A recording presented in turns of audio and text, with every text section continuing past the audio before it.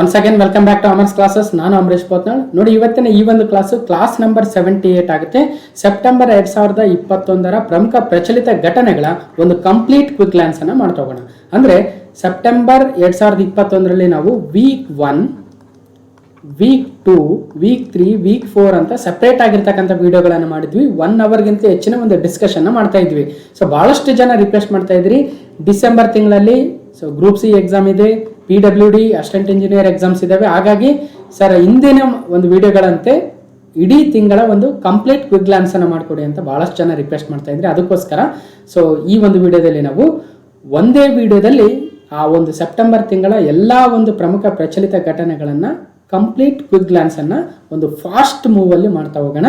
So ಇನ್ನೊಮ್ಮೆ ಹೇಳ್ತಾ ಇದ್ದೀನಿ ನಾನು, ಸೊ ಇಲ್ಲಿ ಯಾವುದೇ ಡೀಟೇಲ್ಡ್ ಆಗಿರ್ತಕ್ಕಂಥ ಡಿಸ್ಕಷನ್ ಇರೋದಿಲ್ಲ, ಬದಲಾಗಿ ಕ್ವಶನ್ ಮತ್ತು ಅದಕ್ಕೆ ಎಷ್ಟು ಬೇಕು ಇನ್ಫಾರ್ಮೇಶನ್ ಅಷ್ಟನ್ನು ಮಾತ್ರ ಹೇಳ್ತಾ ಹೋಗ್ತೀನಿ. ಕಂಪ್ಲೀಟ್ ಡೀಟೇಲ್ಡ್ ಇನ್ಫಾರ್ಮೇಶನ್ ಆಯಾ ವಾರದ ಒಂದು ಪ್ರಚಲಿತ ಘಟನೆಗಳನ್ನೇ ನೋಡಬೇಕಾಗುತ್ತೆ. ಸೊ ಇದು ಹೆಸರಿಗೆ ಹೇಳ್ದಂಗೆ ನೋಡಿ, ಕ್ವಿಕ್ ಗ್ಲಾನ್ಸ್ ಆಗುತ್ತೆ. ಕೇವಲ ಒಂದು ಕ್ವಶನ್ ಮತ್ತು ಒಂದಷ್ಟು ಇನ್ಫಾರ್ಮೇಶನ್ ತಿಳ್ಕೊಂಡು ಮುಂದೆ ಹೋಗೋಣ. ಸೊ ಎಕ್ಸಾಮ್ ಹತ್ರ ಇರೋದ್ರಿಂದ ಎಷ್ಟೆಷ್ಟು ತಿಳ್ಕೊಬೇಕು ಅಷ್ಟನ್ನು ಮಾತ್ರ ತಿಳ್ಕೊಂಡು ಮುಂದೆ ಹೋಗೋಣ. ಒಂದಷ್ಟು ಅಪ್ಡೇಟ್ ಅಂದರೆ ಸೆಪ್ಟೆಂಬರ್ ಆದ ನಂತರ ಅಕ್ಟೋಬರ್ ನವೆಂಬರಲ್ಲೂ ಕೂಡ ಒಂದಷ್ಟು ಅಪ್ಡೇಟ್ ಆಗಿರುತ್ತೆ. ಸೊ ಆ ಅಪ್ಡೇಟ್ಗಳನ್ನು ಕೂಡ ಅಲ್ಲಲ್ಲಿ ಹೇಳ್ತಾ ಹೋಗ್ತೇನೆ. ಹಾಗಾದರೆ ಈ ಒಂದು ಕ್ಲಾಸ್ ನಂಬರ್ 78 ಸೆಪ್ಟೆಂಬರ್ 2021 ಪ್ರಮುಖ ಪ್ರಚಲಿತ ಘಟನೆಗಳ ಒಂದು complete round up, complete quick glance ಆಗುತ್ತೆ. ಓಕೆ, ಇದು ನನ್ನ ಒಂದು ಕಿರು ಪರಿಚಯ, ನಿಮಗೆಲ್ಲ ಆಲ್ರೆಡಿ ಗೊತ್ತಿದೆ. ಸೊ ಮುಂದೆ ಹೋಗೋಣ. ಈಗ ನೋಡಿ, ಕ್ವಿಕ್ ಗ್ಲಾನ್ಸ್ ವಿಡಿಯೋಸ್ ಅಲ್ಲಿ ನಾವು ಜನವರಿ 2021 ಮತ್ತು ಫೆಬ್ರವರಿ 2021 ಮತ್ತು ಮಾರ್ಚ್, ಸೊ ಈಗ ಆಲ್ರೆಡಿ ನೋಡಿದ್ವಿ. ನೋಡಿ, ಕ್ಲಾಸ್ ನಂಬರ್ 5, 6 ಮತ್ತು 11. ಅದಾದ ನಂತರ ಏಪ್ರಿಲ್ ತಿಂಗಳ ಕ್ವಿಕ್ ಗ್ಲಾನ್ಸ್ ಅನ್ನ ಕ್ಲಾಸ್ ನಂಬರ್ 16 ಅಲ್ಲಿ. ಸೊ ನಂತರ ನೋಡಿ, ಮೇ ತಿಂಗಳ ಕ್ವಿಕ್ ಗ್ಲಾನ್ಸ್ ಅನ್ನ 37ನೇ ಕ್ಲಾಸ್ ಅಲ್ಲಿ, 38ರಲ್ಲಿ ಜೂನ್ ತಿಂಗಳದು, 39ರಲ್ಲಿ ಜುಲೈ ತಿಂಗಳದು, 40ರಲ್ಲಿ ಆಗಸ್ಟ್ ತಿಂಗಳ ಕಂಪ್ಲೀಟ್ ಕ್ವಿಕ್ ಗ್ಲಾನ್ಸ್ ಅನ್ನ ಮಾಡಿದ್ವಿ. ಅದಾದ ನಂತರ ಸೊ ಬೇರೆ ಬೇರೆ ಎಕ್ಸಾಮ್ಸ್ ಬಂದಿದ್ದು, ನಾವು ಕ್ವಿಕ್ ಗ್ಲಾನ್ಸ್ ಮಾಡೋಕ್ಕಾಗಲಿಲ್ಲ, ಬೇರೆ ಬೇರೆ ವಿಡಿಯೋಸ್ ಮೇಲೆ ಕಾನ್ಸಂಟ್ರೇಷನ್ ಮಾಡಿದ್ವಿ. ಈಗ ಮತ್ತೆ ಸೊ ಸೆಪ್ಟೆಂಬರ್ ತಿಂಗಳ ಒಂದು ಕ್ವಿಕ್ ಗ್ಲಾನ್ಸ್ ಆಗುತ್ತೆ. ಅದೇ ಥರ ಅಕ್ಟೋಬರ್ ತಿಂಗಳದು ಮಾಡ್ಕೊಡ್ತೀನಿ, ಅಲ್ಲಿಗೆ ನಿಮ್ಮ ಎಕ್ಸಾಮ್ಸ್ಗೆ ಆಲ್ಮೋಸ್ಟ್ ಕಂಪ್ಲೀಟ್ ಆದಂಗೆ ಆಗುತ್ತೆ. Okay, right. ಇದು ಕ್ಲಾಸ್ ನಂಬರ್ 78 ಕರೆಂಟ್ ಅಫೇರ್ಸ್ ಮೇಲೆ 33ನೇ ವಿಡಿಯೋ. ಸೆಪ್ಟೆಂಬರ್ 2021 ಪ್ರಮುಖ ಪ್ರಚಲಿತ ಘಟನೆಗಳ ಒಂದು ಕ್ವಿಕ್ ಗ್ಲಾನ್ಸ್ ಆಗುತ್ತೆ. ಸೊ ನೇರವಾಗಿ ಪ್ರಶ್ನೆಗೆ ಹೋಗೋಣ. ಪ್ರಶ್ನೆ ನೋಡ್ತಾ ನೋಡ್ತಾ ಎಷ್ಟು ಇನ್ಫಾರ್ಮೇಶನ್ ಬೇಕೋ ಅಷ್ಟನ್ನು ತಿಳ್ಕೊಳ್ತಾ ಹೋಗೋಣ. ಇನ್ನೊಮ್ಮೆ ಹೇಳ್ತಾ ಇದ್ದೀನಿ, ಇವೆಲ್ಲ ಆಯಾ ವಾರದಲ್ಲೇ ನೋಡಿ. ಸೆಪ್ಟೆಂಬರ್ 2021 ವೀಕ್ 1ನಲ್ಲಿ ಇದೇ ಒಂದು ಕ್ವಶನ್ನ ಕಂಪ್ಲೀಟ್ ಅನಾಲಿಸಿಸ್ ಮಾಡಿರ್ತೀವಿ. ಸರ್ ಏನಾದರೂ ಹೊಸ ಕ್ವಶನ್ಸ್ ಆ್ಯಡ್ ಮಾಡಿದ್ದೀರಾ ಅಂದರೆ ಇಲ್ಲ, ಅವೇ ಕ್ವಶನ್ಸೇ ಇದ್ದಾವೆ. ಸೊ ನೀವೇನಾದರೂ ಆಲ್ರೆಡಿ ಈ ಕ್ವಶನ್ಸ್ಗಳನ್ನ ಕಂಪ್ಲೀಟ್ ನೋಟ್ಸ್ ಮಾಡ್ಕೊಂಡಿದ್ರೆ, ನೋಡಿದರೆ ಮತ್ತೆ ಈ ವಿಡಿಯೋನ ನೋಡ್ತಕ್ಕಂಥ ಅವಶ್ಯಕತೆ ಇಲ್ಲ. You can skip. Okay, so you can watch other videos. Okay, ಯಾರು ಇಲ್ಲ ಸರ್ ನಮ್ಗೆ ಅಷ್ಟು ಟೈಮ್ ಇಲ್ಲ, ನಾವು ಅಷ್ಟೊಂದು ಎಫರ್ಟ್ ಹಾಕಿರಲಿಲ್ಲ ಹಿಂದೆ, ಸೊ ನಮಗೆ at least month wise quick glance ಆದರೂ ಮಾಡ್ತೀವಿ ಅನ್ನೋರಿಗೆ ಮಾತ್ರ ಇದು ಯೂಸ್ ಆಗುತ್ತೆ. ಓಕೆ, ಹಾಗಾದರೆ ಮೊದಲನೇ ಪ್ರಶ್ನೆ, ಕ್ವಶನ್ ನಂಬರ್ 1, ರಾಮನ್ ಮ್ಯಾಗ್ಸೆಸೆ ಪ್ರಶಸ್ತಿ 2021 ವಿಜೇತರು ಯಾರು? ಒಟ್ಟು 5 ವಿಜೇತರನ್ನ, 5 ವಿನ್ನರ್ಸ್ ಅನ್ನ ಅನೌನ್ಸ್ ಮಾಡಿದ್ರು ರಾಮನ್ ಮ್ಯಾಗ್ಸೆಸೆ ಟ್ರಸ್ಟ್ ಅವರು. ಹಾಗಾದ್ರೆ ರಾಮನ್ ಮ್ಯಾಗ್ಸೆಸೆ ಪ್ರಶಸ್ತಿಯನ್ನ ನೀಡ್ತಕ್ಕಂಥ ದೇಶ ಯಾವುದು? ಈ ಒಂದು 2020 ರಾಮನ್ ಮ್ಯಾಗ್ಸೆಸೆ ಪ್ರಶಸ್ತಿಗೆ ಯಾರು ಆಯ್ಕೆ ಆಗಿದ್ದಾರೆ ಅವೆಲ್ಲವನ್ನು ಕೂಡ ನೋಡ್ತಾ ಹೋಗೋಣ. ಓಕೆ, ಬಾಂಗ್ಲಾದೇಶದ ಲಸಿಕಾ ವಿಜ್ಞಾನಿ ಫಿರ್ದೋಸಿ ಕಾದ್ರಿ ರವರಿಗೆ ಜೊತೆಗೆ ಒಂದು ಸಂಸ್ಥೆಗೆ ಮತ್ತು ಇನ್ನಿತರ 4ವರಿಗೆ ಈ ವರ್ಷದ ಅಂದ್ರೆ 2021ನೇ ಸಾಲಿನ ರಾಮನ್ ಮ್ಯಾಗ್ಸೆಸೆ ಪ್ರಶಸ್ತಿಯನ್ನು ನೀಡಲಾಗಿದೆ. ಸೊ ಹಾಗಾದ್ರೆ ನೋಡಿ, ಪ್ರೌಡ್ ಟು ಬಿ ಏಷಿಯನ್, ಏಷ್ಯಾದ ನೊಬೆಲ್ ಎಂದೇ ಪ್ರಸಿದ್ಧಿ ಆಗಿರ್ತಕ್ಕಂತಹ, ನೋಡಿ ಏಷ್ಯಾದ ನೊಬೆಲ್ ಅಂತ ಯಾವ ಪ್ರಶಸ್ತಿಯನ್ನು ಕರೀತಾರೆ ಅಂದ್ರೆ ಅದು ರಾಮನ್ ಮ್ಯಾಗ್ಸೆಸೆ ಅವಾರ್ಡ್ ಆಗುತ್ತೆ. ಇದು ಎಷ್ಟನೇ ಒಂದು ರಾಮನ್ ಮ್ಯಾಗ್ಸೆಸೆ ಪ್ರಶಸ್ತಿ ಅಂದ್ರೆ 63ನೇ ರಾಮನ್ ಮ್ಯಾಗ್ಸೆಸೆ ಅವಾರ್ಡ್ಸ್ಗಳನ್ನ ಯಾರ್ಯಾರಿಗೆ ನೀಡಿದ್ದಾರೆ ಅಂದ್ರೆ ನೋಡಿ, ಬಾಂಗ್ಲಾದೇಶದ ಒಂದು ವ್ಯಾಕ್ಸಿನ್ ಚಾಂಪಿಯನ್ ಅಂತಾನೆ ಕರೆಯುವ ಫಿರ್ದೋಸಿ ಕಾದ್ರಿ ರವರಿಗೆ, ಇವರು ಕಾಲರಾ ಒಂದು ಲಸಿಕೆಗೆ, ಕಾಲರಾ ಒಂದು ರೋಗಕ್ಕೆ ವ್ಯಾಕ್ಸಿನ್ ಅನ್ನ ಅತಿ ಕಡಿಮೆ ದರದಲ್ಲಿ ಒಂದು ಇನ್ವೆನ್ಷನ್ ಅನ್ನ ಮಾಡಿದ್ದಾರೆ ಫಿರ್ದೋಸಿ ಕಾದ್ರಿ. ಇನ್ನು ಫಿಶರ್ಮೆನ್ ಮತ್ತು ಕಮ್ಯುನಿಟಿ ಎನ್ವಿರಾನ್ಮೆಂಟ್ ಆಗಿರ್ತಕ್ಕಂಥ ಫಿಲಿಪೈನ್ಸ್ನ ರಾಬರ್ಟ್ ಬ್ಯಾಲೋನ್ ಅವರಿಗೆ. ಸೊ ಎರಡನೇದು. 3ನೇ ಪ್ರಶಸ್ತಿ ಪಾಕಿಸ್ತಾನದ ಮೈಕ್ರೋ ಫೈನಾನ್ಸ್ ತಜ್ಞ ಅಂತಾನೆ ಕರೆಯುವ ಪೋವರ್ಟಿ ಅಲಿವೇಷನ್ ವಿಜನರಿ ಪಾಕಿಸ್ತಾನದವರು ಮೊಹಮ್ಮದ್ ಅಮ್ಜದ್ ಸಾಕಿಬ್ ರವರಿಗೆ. ಹಾಗೂ ಸೌತ್ ಈಸ್ಟ್ ಏಷ್ಯಾದಿಂದ ಒಬ್ಬ ಮಾನವತಾವಾದಿ, ಪೀಸ್ ಬಿಲ್ಡರ್ ಅಂತ ಕರಿತೀವಿ, ಶಾಂತಿ ಸ್ಥಾಪಕ ಸ್ಟೀವನ್ ಮುನ್ಸಿರ್ ಅವರಿಗೆ. ಇವರು 4 ಜನರಿಗೆ ಜೊತೆಗೆ ಒಂದು ಸಂಸ್ಥೆ ಆಗುತ್ತೆ, ಇಂಡೋನೇಷಿಯಾದ ಡಾಕ್ಯುಮೆಂಟರಿ ಮೇಕರ್ ಆಗಿರ್ತಕ್ಕಂಥ ಸಂಸ್ಥೆ ವಾಚ್ ಡಾಕ್ ಅವರಿಗೆ. ಹೀಗೆ ರಾಮನ್ ಮ್ಯಾಗ್ಸೆಸೆ ಅವಾರ್ಡನ್ನು 63ನೇ ರಾಮನ್ ಮ್ಯಾಗ್ಸೆಸೆ ಅವಾರ್ಡ್ 2021ನೇ ಸಾಲಿನದು 5 ಜನರಿಗೆ 4 ಜನರು ಒಂದು ಸಂಸ್ಥೆ ಅಂತಕ್ಕಂಥದ್ದು. ಇನ್ನೊಮ್ಮೆ ಯಾರ್ಯಾರಂತ ನೋಡೋದಾದ್ರೆ ರಾಬರ್ಟ್ ಬ್ಯಾಲನ್, ಫಿರ್ದೋಸಿ ಕಾದ್ರಿ, ಮೊಹಮ್ಮದ್ ಅಮ್ಜದ್ ಸಾಕಿಬ್, ಸ್ಟೀವನ್ ಮುನ್ಸಿ ಮತ್ತು ವಾಚ್ ಡಾಗ್. ಓಕೆ, ಇಷ್ಟು. ಇನ್ನು ರಾಮನ್ ಮ್ಯಾಗ್ಸೆಸೆ ಅವಾರ್ಡನ್ನು ಯಾವ ದೇಶ ನೀಡುತ್ತೆ, ಯಾವ ಟ್ರಸ್ಟ್ ನೀಡುತ್ತೆ, ಯಾವ ಫೌಂಡೇಶನ್ ನೀಡುತ್ತೆ ಅನ್ನೋದಾದ್ರೆ 1958ರಿಂದ ರಾಮನ್ ಮ್ಯಾಗ್ಸೆಸೆ ಅವಾರ್ಡ್ ಫೌಂಡೇಶನ್ ಅವರು ಫಿಲಿಪೈನ್ಸ್ ಅಲ್ಲಿ ಬರುತ್ತೆ. ಇವರು ಈ ಒಂದು ರಾಮನ್ ಮ್ಯಾಗ್ಸೆಸೆ ಅವಾರ್ಡ್ ಏಷ್ಯಾದ ನೊಬೆಲ್ ಎಂದೇ ಖ್ಯಾತಿ ಪಡೆದಿರ್ತಕ್ಕಂಥ ಈ ಅವಾರ್ಡನ್ನು ಬೇರೆ ಬೇರೆ ಕ್ಷೇತ್ರಗಳ ಸಾಧನೆ ಮಾಡಿರ್ತಕ್ಕಂಥವ್ರಿಗೆ ನೀಡ್ತಾ ಬರ್ತಾ ಇದ್ದಾರೆ. ಇನ್ನು 2021ರಲ್ಲಿ 4 ವ್ಯಕ್ತಿಗಳಿಗೆ ಮತ್ತು ಒಂದು ಸಂಸ್ಥೆಗೆ ಅನ್ನೋದು ಕೂಡ ನೆನಪಿಡಿ. ಓಕೆ, ಸೊ ಮುಂದೆ ಹೋಗೋಣ. ಕ್ವಶನ್ ನಂಬರ್ 2, ಲಡಾಖ್ನ ಹೊಸ ರಾಜ್ಯ ಪ್ರಾಣಿ ಮತ್ತು ರಾಜ್ಯ ಪಕ್ಷಿ. ನಮ್ಮ ದೇಶದ ಅತ್ಯಂತ ದೊಡ್ಡ ಕೇಂದ್ರಾಡಳಿತ ಪ್ರದೇಶವಾಗಿರ್ತಕ್ಕಂಥ ಲಡಾಖ್ ಸೊ ಈಗ ಹೊಸ ಒಂದು ಪ್ರಾಣಿ ಮತ್ತು ಪಕ್ಷಿಯನ್ನು ಅನೌನ್ಸ್ ಮಾಡಿದೆ. ಅದು ಕೇಂದ್ರಾಡಳಿತ ಪ್ರದೇಶವಾದರೂ ಸಹಿತ ಆ ಒಂದು ಪ್ರಾಣಿ ಪಕ್ಷಿಗಳನ್ನು ನಾವು ಸ್ಟೇಟ್ ಆನಿಮಲ್ ಮತ್ತು ಸ್ಟೇಟ್ ಬರ್ಡ್ ಅಂತಾನೆ ಕರಿತೀವಿ. ಹಾಗಾದ್ರೆ ಯಾವ್ದಾವುದು ನೋಡಿ, Ladakh announces snow leopard as A state animal. Snow leopard ಅಂದ್ರೆ ಏನು ನೋಡಿ, ಕನ್ನಡದಲ್ಲಿ ನಾವು ಹಿಮ ಚಿರತೆ ಅಂತ ಕರಿತೀವಿ. ಹಿಮ ಚಿರತೆ ಒಂದು. ಸೊ ಇನ್ನೊಂದು ಸ್ಟೇಟ್ ಬರ್ಡ್ ಆಗಿ, ಸೊ ಈ ಬರ್ಡ್ ಇಲ್ಲಿದೆ ಅಲ್ವಾ, ಇದನ್ನ ಬ್ಲ್ಯಾಕ್ ನೆಕ್ಡ್ ಕ್ರೇನ್ ನೋಡಿ. ಕುತ್ತಿಗೆ ಬ್ಲ್ಯಾಕ್ ಆಗಿದೆ. ಸೊ ಕುತ್ತಿಗೆ ಬ್ಲ್ಯಾಕ್ ಇರ್ತಕ್ಕಂಥ ಅಥವಾ ಕಪ್ಪು ಕತ್ತಿನ ನೀರು ಕೋಳಿ ಅಂತ ಕರಿಬಹುದು. ಓಕೆ, ಹಾಗಾದ್ರೆ ಲಡಾಖ್ನ ಸ್ಟೇಟ್ ಆನಿಮಲ್ ಸ್ನೋ ಲೆಪರ್ಡ್ ಮತ್ತು ಲಡಾಖ್ನ state board black necked crane ಅನ್ನೋದನ್ನ ನೆನಪಿಡಬೇಕು. ಓಕೆ, ಹಾಗಾದ್ರೆ ಲಡಾಖ್ ಯಾವಾಗ ಫಾರ್ಮ್ ಆಗಿತ್ತು? 2019 31 ಅಕ್ಟೋಬರ್ ಅಂತ ಫಾರ್ಮ್ ಆಗಿತ್ತು. ಲಡಾಖ್ನ ರಾಜಧಾನಿಗಳು ಲೇ ಮತ್ತು ಕಾರ್ಗಿಲ್ ಆಗ್ತವೆ. ಇನ್ನು ಲಡಾಖ್ನ ಲೆಫ್ಟಿನೆಂಟ್ ಗವರ್ನರು RK ಮಾಥೂರು, ರಾಧಾಕೃಷ್ಣ ಮಾಥೂರು. ಇನ್ನು ಲಡಾಖ್ ಬಗ್ಗೆ ಇನ್ನಷ್ಟು ಇನ್ಫಾರ್ಮೇಶನ್ ಇಲ್ಲಿ ಕೊಟ್ಟಿದ್ದೀನಿ, ನೋಡ್ಬೋದು. ಓಕೆ, ಮುಂದೆ ಹೋಗೋಣ. ಅಮೆಜಾನ್ ಇಂಡಿಯಾದಿಂದ ಕಿಸಾನ್ ಸ್ಟೋರ್ ಆರಂಭ. ಸೊ ಯಾವ ಒಂದು ಕಿಸಾನ್ ಸ್ಟೋರ್ ಅನ್ನು ಆರಂಭಿಸಿರ್ತಕ್ಕಂಥ ಒಂದು ಯಾವ ಸಂಸ್ಥೆ ಅಂದ್ರೆ ಅಮೆಜಾನ್ ಇಂಡಿಯಾ. ಓಕೆ, ನೋಡಿ, ಸೊ ಇಲ್ಲೇನಾಗುತ್ತೆ, ಅಮೆಜಾನ್ ಇಂಡಿಯಾದವರು ನಾವು ಅಮೆಜಾನಲ್ಲಿ ಏನೆಲ್ಲ ಬೈ ಮಾಡ್ಬೋದಲ್ವಾ. ಸೊ ಬಹಳಷ್ಟು ಐಟಮ್ಸ್ನ ನೀವು ಪರ್ಚೇಸ್ ಮಾಡಿರ್ತೀರ, ಬುಕ್ಸ್ ಪರ್ಚೇಸ್ ಮಾಡಿರ್ತೀರಿ, ಬಟ್ಟೆ ಪರ್ಚೇಸ್, ಶೂಸ್ ಪರ್ಚೇಸ್ ಮಾಡಿರ್ತೀರ, ಅಥವಾ ಇನ್ನಿತರ mobile, everything we can purchase from the Amazon. So ಈಗ ಜೊತೆಗೆ ಏನು ಮಾಡಿದ್ದಾರೆ, ನರೇಂದ್ರ ಸಿಂಗ್ ತೋಮಾರ್ ಅವರು ಯೂನಿಯನ್ ಕೃಷಿ ಮಂತ್ರಿ ಏನಿದ್ದಾರೆ ಅವರು ಈ ಒಂದು ಕಿಸಾನ್ ಸ್ಟೋರ್ ಅನ್ನ ಲಾಂಚ್ ಮಾಡಿದ್ರು. ಅದರಲ್ಲಿ ಸುಮಾರು 8,000ಕ್ಕೂ ಅಧಿಕ ಒಂದಷ್ಟು ಐಟಮ್ಸ್ಗಳನ್ನು ಪರ್ಚೇಸ್ ಮಾಡ್ಬೋದು. ಅದನ್ನು ಕಿಸಾನ್ ಸ್ಟೋರ್ ಅಂತ ಹೆಸರಿಟ್ಟಿದ್ದಾರೆ. ಏನೇನು ಸಿಗುತ್ತೆ? ಕ್ರಾಪ್ ಪ್ರೊಟೆಕ್ಷನ್ ಅಂದರೆ ಬೆಳೆಗಳಿಗೆ ರಕ್ಷಣೆ ಮಾಡ್ಕೋದಕ್ಕೆ ಏನೇನು ಬೇಕು ನಮಗೆ. ಸೊ ಈ ಒಂದು ಕೀಟನಾಶಕಗಳಾಗಿರ್ಬೋದು ಅಥವಾ ರಸಗೊಬ್ಬರಗಳಲ್ಲೂ ಈ ಸಣ್ಣ ಪುಟ್ಟ ಪೋಷಕಾಂಶಯುಕ್ತ ಗೊಬ್ಬರಗಳಾಗಿರ್ಬೋದು, ವಿವಿಧ ಬೀಜಗಳು ಮತ್ತು ಕೃಷಿಗೆ ಬೇಕಾಗಿರತಕ್ಕಂಥ ಸಲಕರಣೆಗಳು, ಫಾರ್ಮಿಂಗ್ ಟೂಲ್ಸ್, ಹೀಗೆ ಹಲವಾರು ಕಂಪನಿಗಳು, ಬಾಯರು, ಸಿಂಜೆಂಟಾ, ಸೊ ನೋಡಿ ಬೇರೆ ಬೇರೆ ಕಂಪನಿಗಳು ಏನು ಮಾಡಿದ್ದಾರೆ, ನಮ್ಮ ಕೃಷಿ ಸಲಕರಣೆಗಳಾಗಿರ್ಬೋದು, ಕೃಷಿ ಬೀಜಗಳಾಗಿರ್ಬೋದು, ಕೃಷಿ ಬೇಕಾಗಿರ್ತಕ್ಕಂಥ ನ್ಯೂಟ್ರಿಷನ್ ವಸ್ತುಗಳಾಗಿರ್ಬೋದು ಅಥವಾ ಕ್ರಾಪ್ ಪ್ರೊಟೆಕ್ಷನ್ ಕೀಟನಾಶಕಗಳ ಇವೆಲ್ಲವನ್ನು ಕೂಡ ನಾವಿವತ್ತು ಅಮೆಜಾನ್ ಕಿಸಾನ್ ಸ್ಟೋರಿಂದ ಪರ್ಚೇಸ್ ಮಾಡ್ಬೋದು, ಮನೆಗೆ ತಲುಪಿಸ್ತಾರೆ. ಅಂತಹದ್ದನ್ನು ಯಾರು ಓಪನ್ ಮಾಡಿದ್ದಾರೆ ಅಂದರೆ ಅಮೆಜಾನು. ಅದನ್ನು ಲಾಂಚ್ ಮಾಡಿರ್ತಕ್ಕಂಥವ್ರು ಕೇಂದ್ರದ ಕೃಷಿ ಮತ್ತು ರೈತ ಕಲ್ಯಾಣ ಸಚಿವರಾಗಿರ್ತಕ್ಕಂಥ ನರೇಂದ್ರ ಸಿಂಗ್ ತೋಮಾರ್ ಅವರು. ಸೊ 4ನೇ ಪ್ರಶ್ನೆ, ಭಾರತದ ಮೊದಲ ಡುಗಾಂಗ್ ಸಂರಕ್ಷಣಾ ಮೀಸಲು ತಮಿಳುನಾಡು ರಾಜ್ಯದಿಂದ ಸ್ಥಾಪನೆ ಆಗ್ತದೆ. ಡುಗಾಂಗ್ ಕನ್ಸರ್ವೇಷನ್ ರಿಸರ್ವ್ ಯಾವುದು ಅಂದ್ರೆ ತಮಿಳುನಾಡು ರಾಜ್ಯ, ಇದು ದೇಶದಲ್ಲಿಯೇ ಮೊದಲು. ಹಾಗಾದ್ರೆ ಡುಗಾಂಗ್ ಅಂದ್ರೆ ಯಾವ ತರ ಇರುತ್ತೆ ಅಂದ್ರೆ ಈ ತರ ಇರುತ್ತೆ. ಇದನ್ನ ಸಮುದ್ರ ಆಕಳು ಅಂತ ಕರಿತೀವಿ, ಸಮುದ್ರದ ಆಕಳು ಅಥವಾ ಸಿ ಕೌ ಅಂತಾನು ಕೂಡ ಕರಿಬಹುದು, ಸಿ ಕೌ. ಓಕೆ, ಈ ಒಂದು ಸಿ ಕೌಗಳ ಸಂರಕ್ಷಣೆಗಾಗಿ ದೇಶದಲ್ಲಿಯೇ ಯಾವ ಒಂದು ರಾಜ್ಯವು ಮೊದಲ ಕನ್ಸರ್ವೇಷನ್ ರಿಸರ್ವ್ ಅನ್ನ ಸಂರಕ್ಷಣಾ ಧಾಮವನ್ನು ಮಾಡಿದೆ ಅಂದ್ರೆ ಅದು ತಮಿಳುನಾಡು ಆಗುತ್ತೆ. ಈ ಒಂದು ಸಮುದ್ರದ ಆಕಳು ಸಮುದ್ರದಲ್ಲಿ ಕಂಡು ಬರ್ತಕ್ಕಂಥ ಸಿ ಗ್ರಾಸ್ ಅಥವಾ ಸಮುದ್ರ ಕಳೆಗಳನ್ನ ತಿಂದು ಬದುಕುತ್ತೆ. ಸೊ ಅಷ್ಟು ನೆನಪಿರಬೇಕು. ಇದೊಂದು ಎಂಡಾಂಜರ್ಡ್ ಮೆರೈನ್ ಸ್ಪೀಸಿಸ್ ಆಗುತ್ತೆ, ಒಂದು ಅಳಿವಿನಂಚಿನಲ್ಲಿರ್ತಕ್ಕಂಥ ಸಮುದ್ರದ ಒಂದು ಜೀವ ಅಥವಾ ಒಂದು ಸ್ಪೀಸಿಸ್ ಆಗುತ್ತೆ. ಇದ್ರ ಬಗ್ಗೆ UPSC IAS ಪ್ರಿಲಿಮ್ಸ್ ಅಲ್ಲಿ 2019ರಲ್ಲಿ ಒಂದಷ್ಟು ಪ್ರಶ್ನೆ ಬಂದಿತ್ತು. ಸೊ ಏನು ಅಂತ ನಾವು ಅಲ್ಲಿ ಈ ಒಂದು ವಾರದಲ್ಲಿ, ಯಾವ ವಾರ ನೋಡಿ, ಸೆಪ್ಟೆಂಬರ್ 2021 ಮೊದಲನೇ ವಾರದಲ್ಲಿ ಕಂಪ್ಲೀಟ್ ಡಿಸ್ಕಷನ್ ಅನ್ನು ಮಾಡಿದ್ವಿ. ನಾನು ಮತ್ತೆ ಇಲ್ಲಿ ಡಿಸ್ಕಷನ್ ಮಾಡ್ತಾ ಹೋದ್ರೆ ಬೇಗ ಕವರ್ ಮಾಡೋಕ್ಕಾಗಲ್ಲ, ಯಾಕಂದ್ರೆ ಎಲ್ಲವನ್ನ 1 ಅವರಲ್ಲಿ ಕವರ್ ಮಾಡ್ತಕ್ಕಂಥ ಪ್ರಯತ್ನ ಇದೆ. ನೋಡೋಣ ಎಷ್ಟು ಸಾಧ್ಯ ಆಗುತ್ತೆ. ಅಟ್ಲೀಸ್ಟ್ 1.5 ಅವರ್ ಆದರೂ ಆಗ್ಬೋದು. ಇನ್ನು ಕಾರ್ನಿವೋರಸ್ ಅಂದ್ರೆ ಕೇವಲ ಮಾಂಸಾಹಾರಿಗಳು, ಅರ್ಬಿವೋರಸ್ ಅಂದ್ರೆ ಸಸ್ಯಾಹಾರಿಗಳು, ಓಮ್ನಿವೋರಸ್ ಅಂದ್ರೆ ನಾವುಗಳು ಅಂದ್ರೆ ಮಾಂಸ ಪ್ಲಸ್ ಸಸ್ಯಾಹಾರಿಗಳು, ಮಿಶ್ರಾಹಾರಿಗಳಾಗ್ತೀವಿ. ಓಕೆ, ಇದ್ರ ಮೇಲೆ ಕ್ವಶನ್ ಬಂದಿತ್ತು. ಅಂದ್ರೆ ಗ್ರೀನ್ ಸೀಸ್ ಟರ್ಟಲ್ ಅಂದರೆ ಸಮ್ ಸ್ಪೀಸಿಸ್ ಆರ್ ಅರ್ಬಿವೋರಸ್. ಕೆಲವೊಂದು ಆಮೆಗಳು ಏನು ಮಾಡ್ತವೆ, ಸಸ್ಯಗಳನ್ನು ತಿಂದು ಬದುಕ್ತವೆ, ಕೆಲವು ಮೀನುಗಳ ಸಸ್ಯಗಳನ್ನು ತಿಂದು ಬದುಕ್ತವೆ, ಕೆಲವೊಂದು ಸಮುದ್ರ ಪ್ರಾಣಿಗಳ ಸಸ್ಯಗಳನ್ನು ತಿಂದು ಬದುಕ್ತವೆ. ಅಂಥವು ಇದಾವ ಅಂದರೆ ಹೌದು ಇದಾವೆ.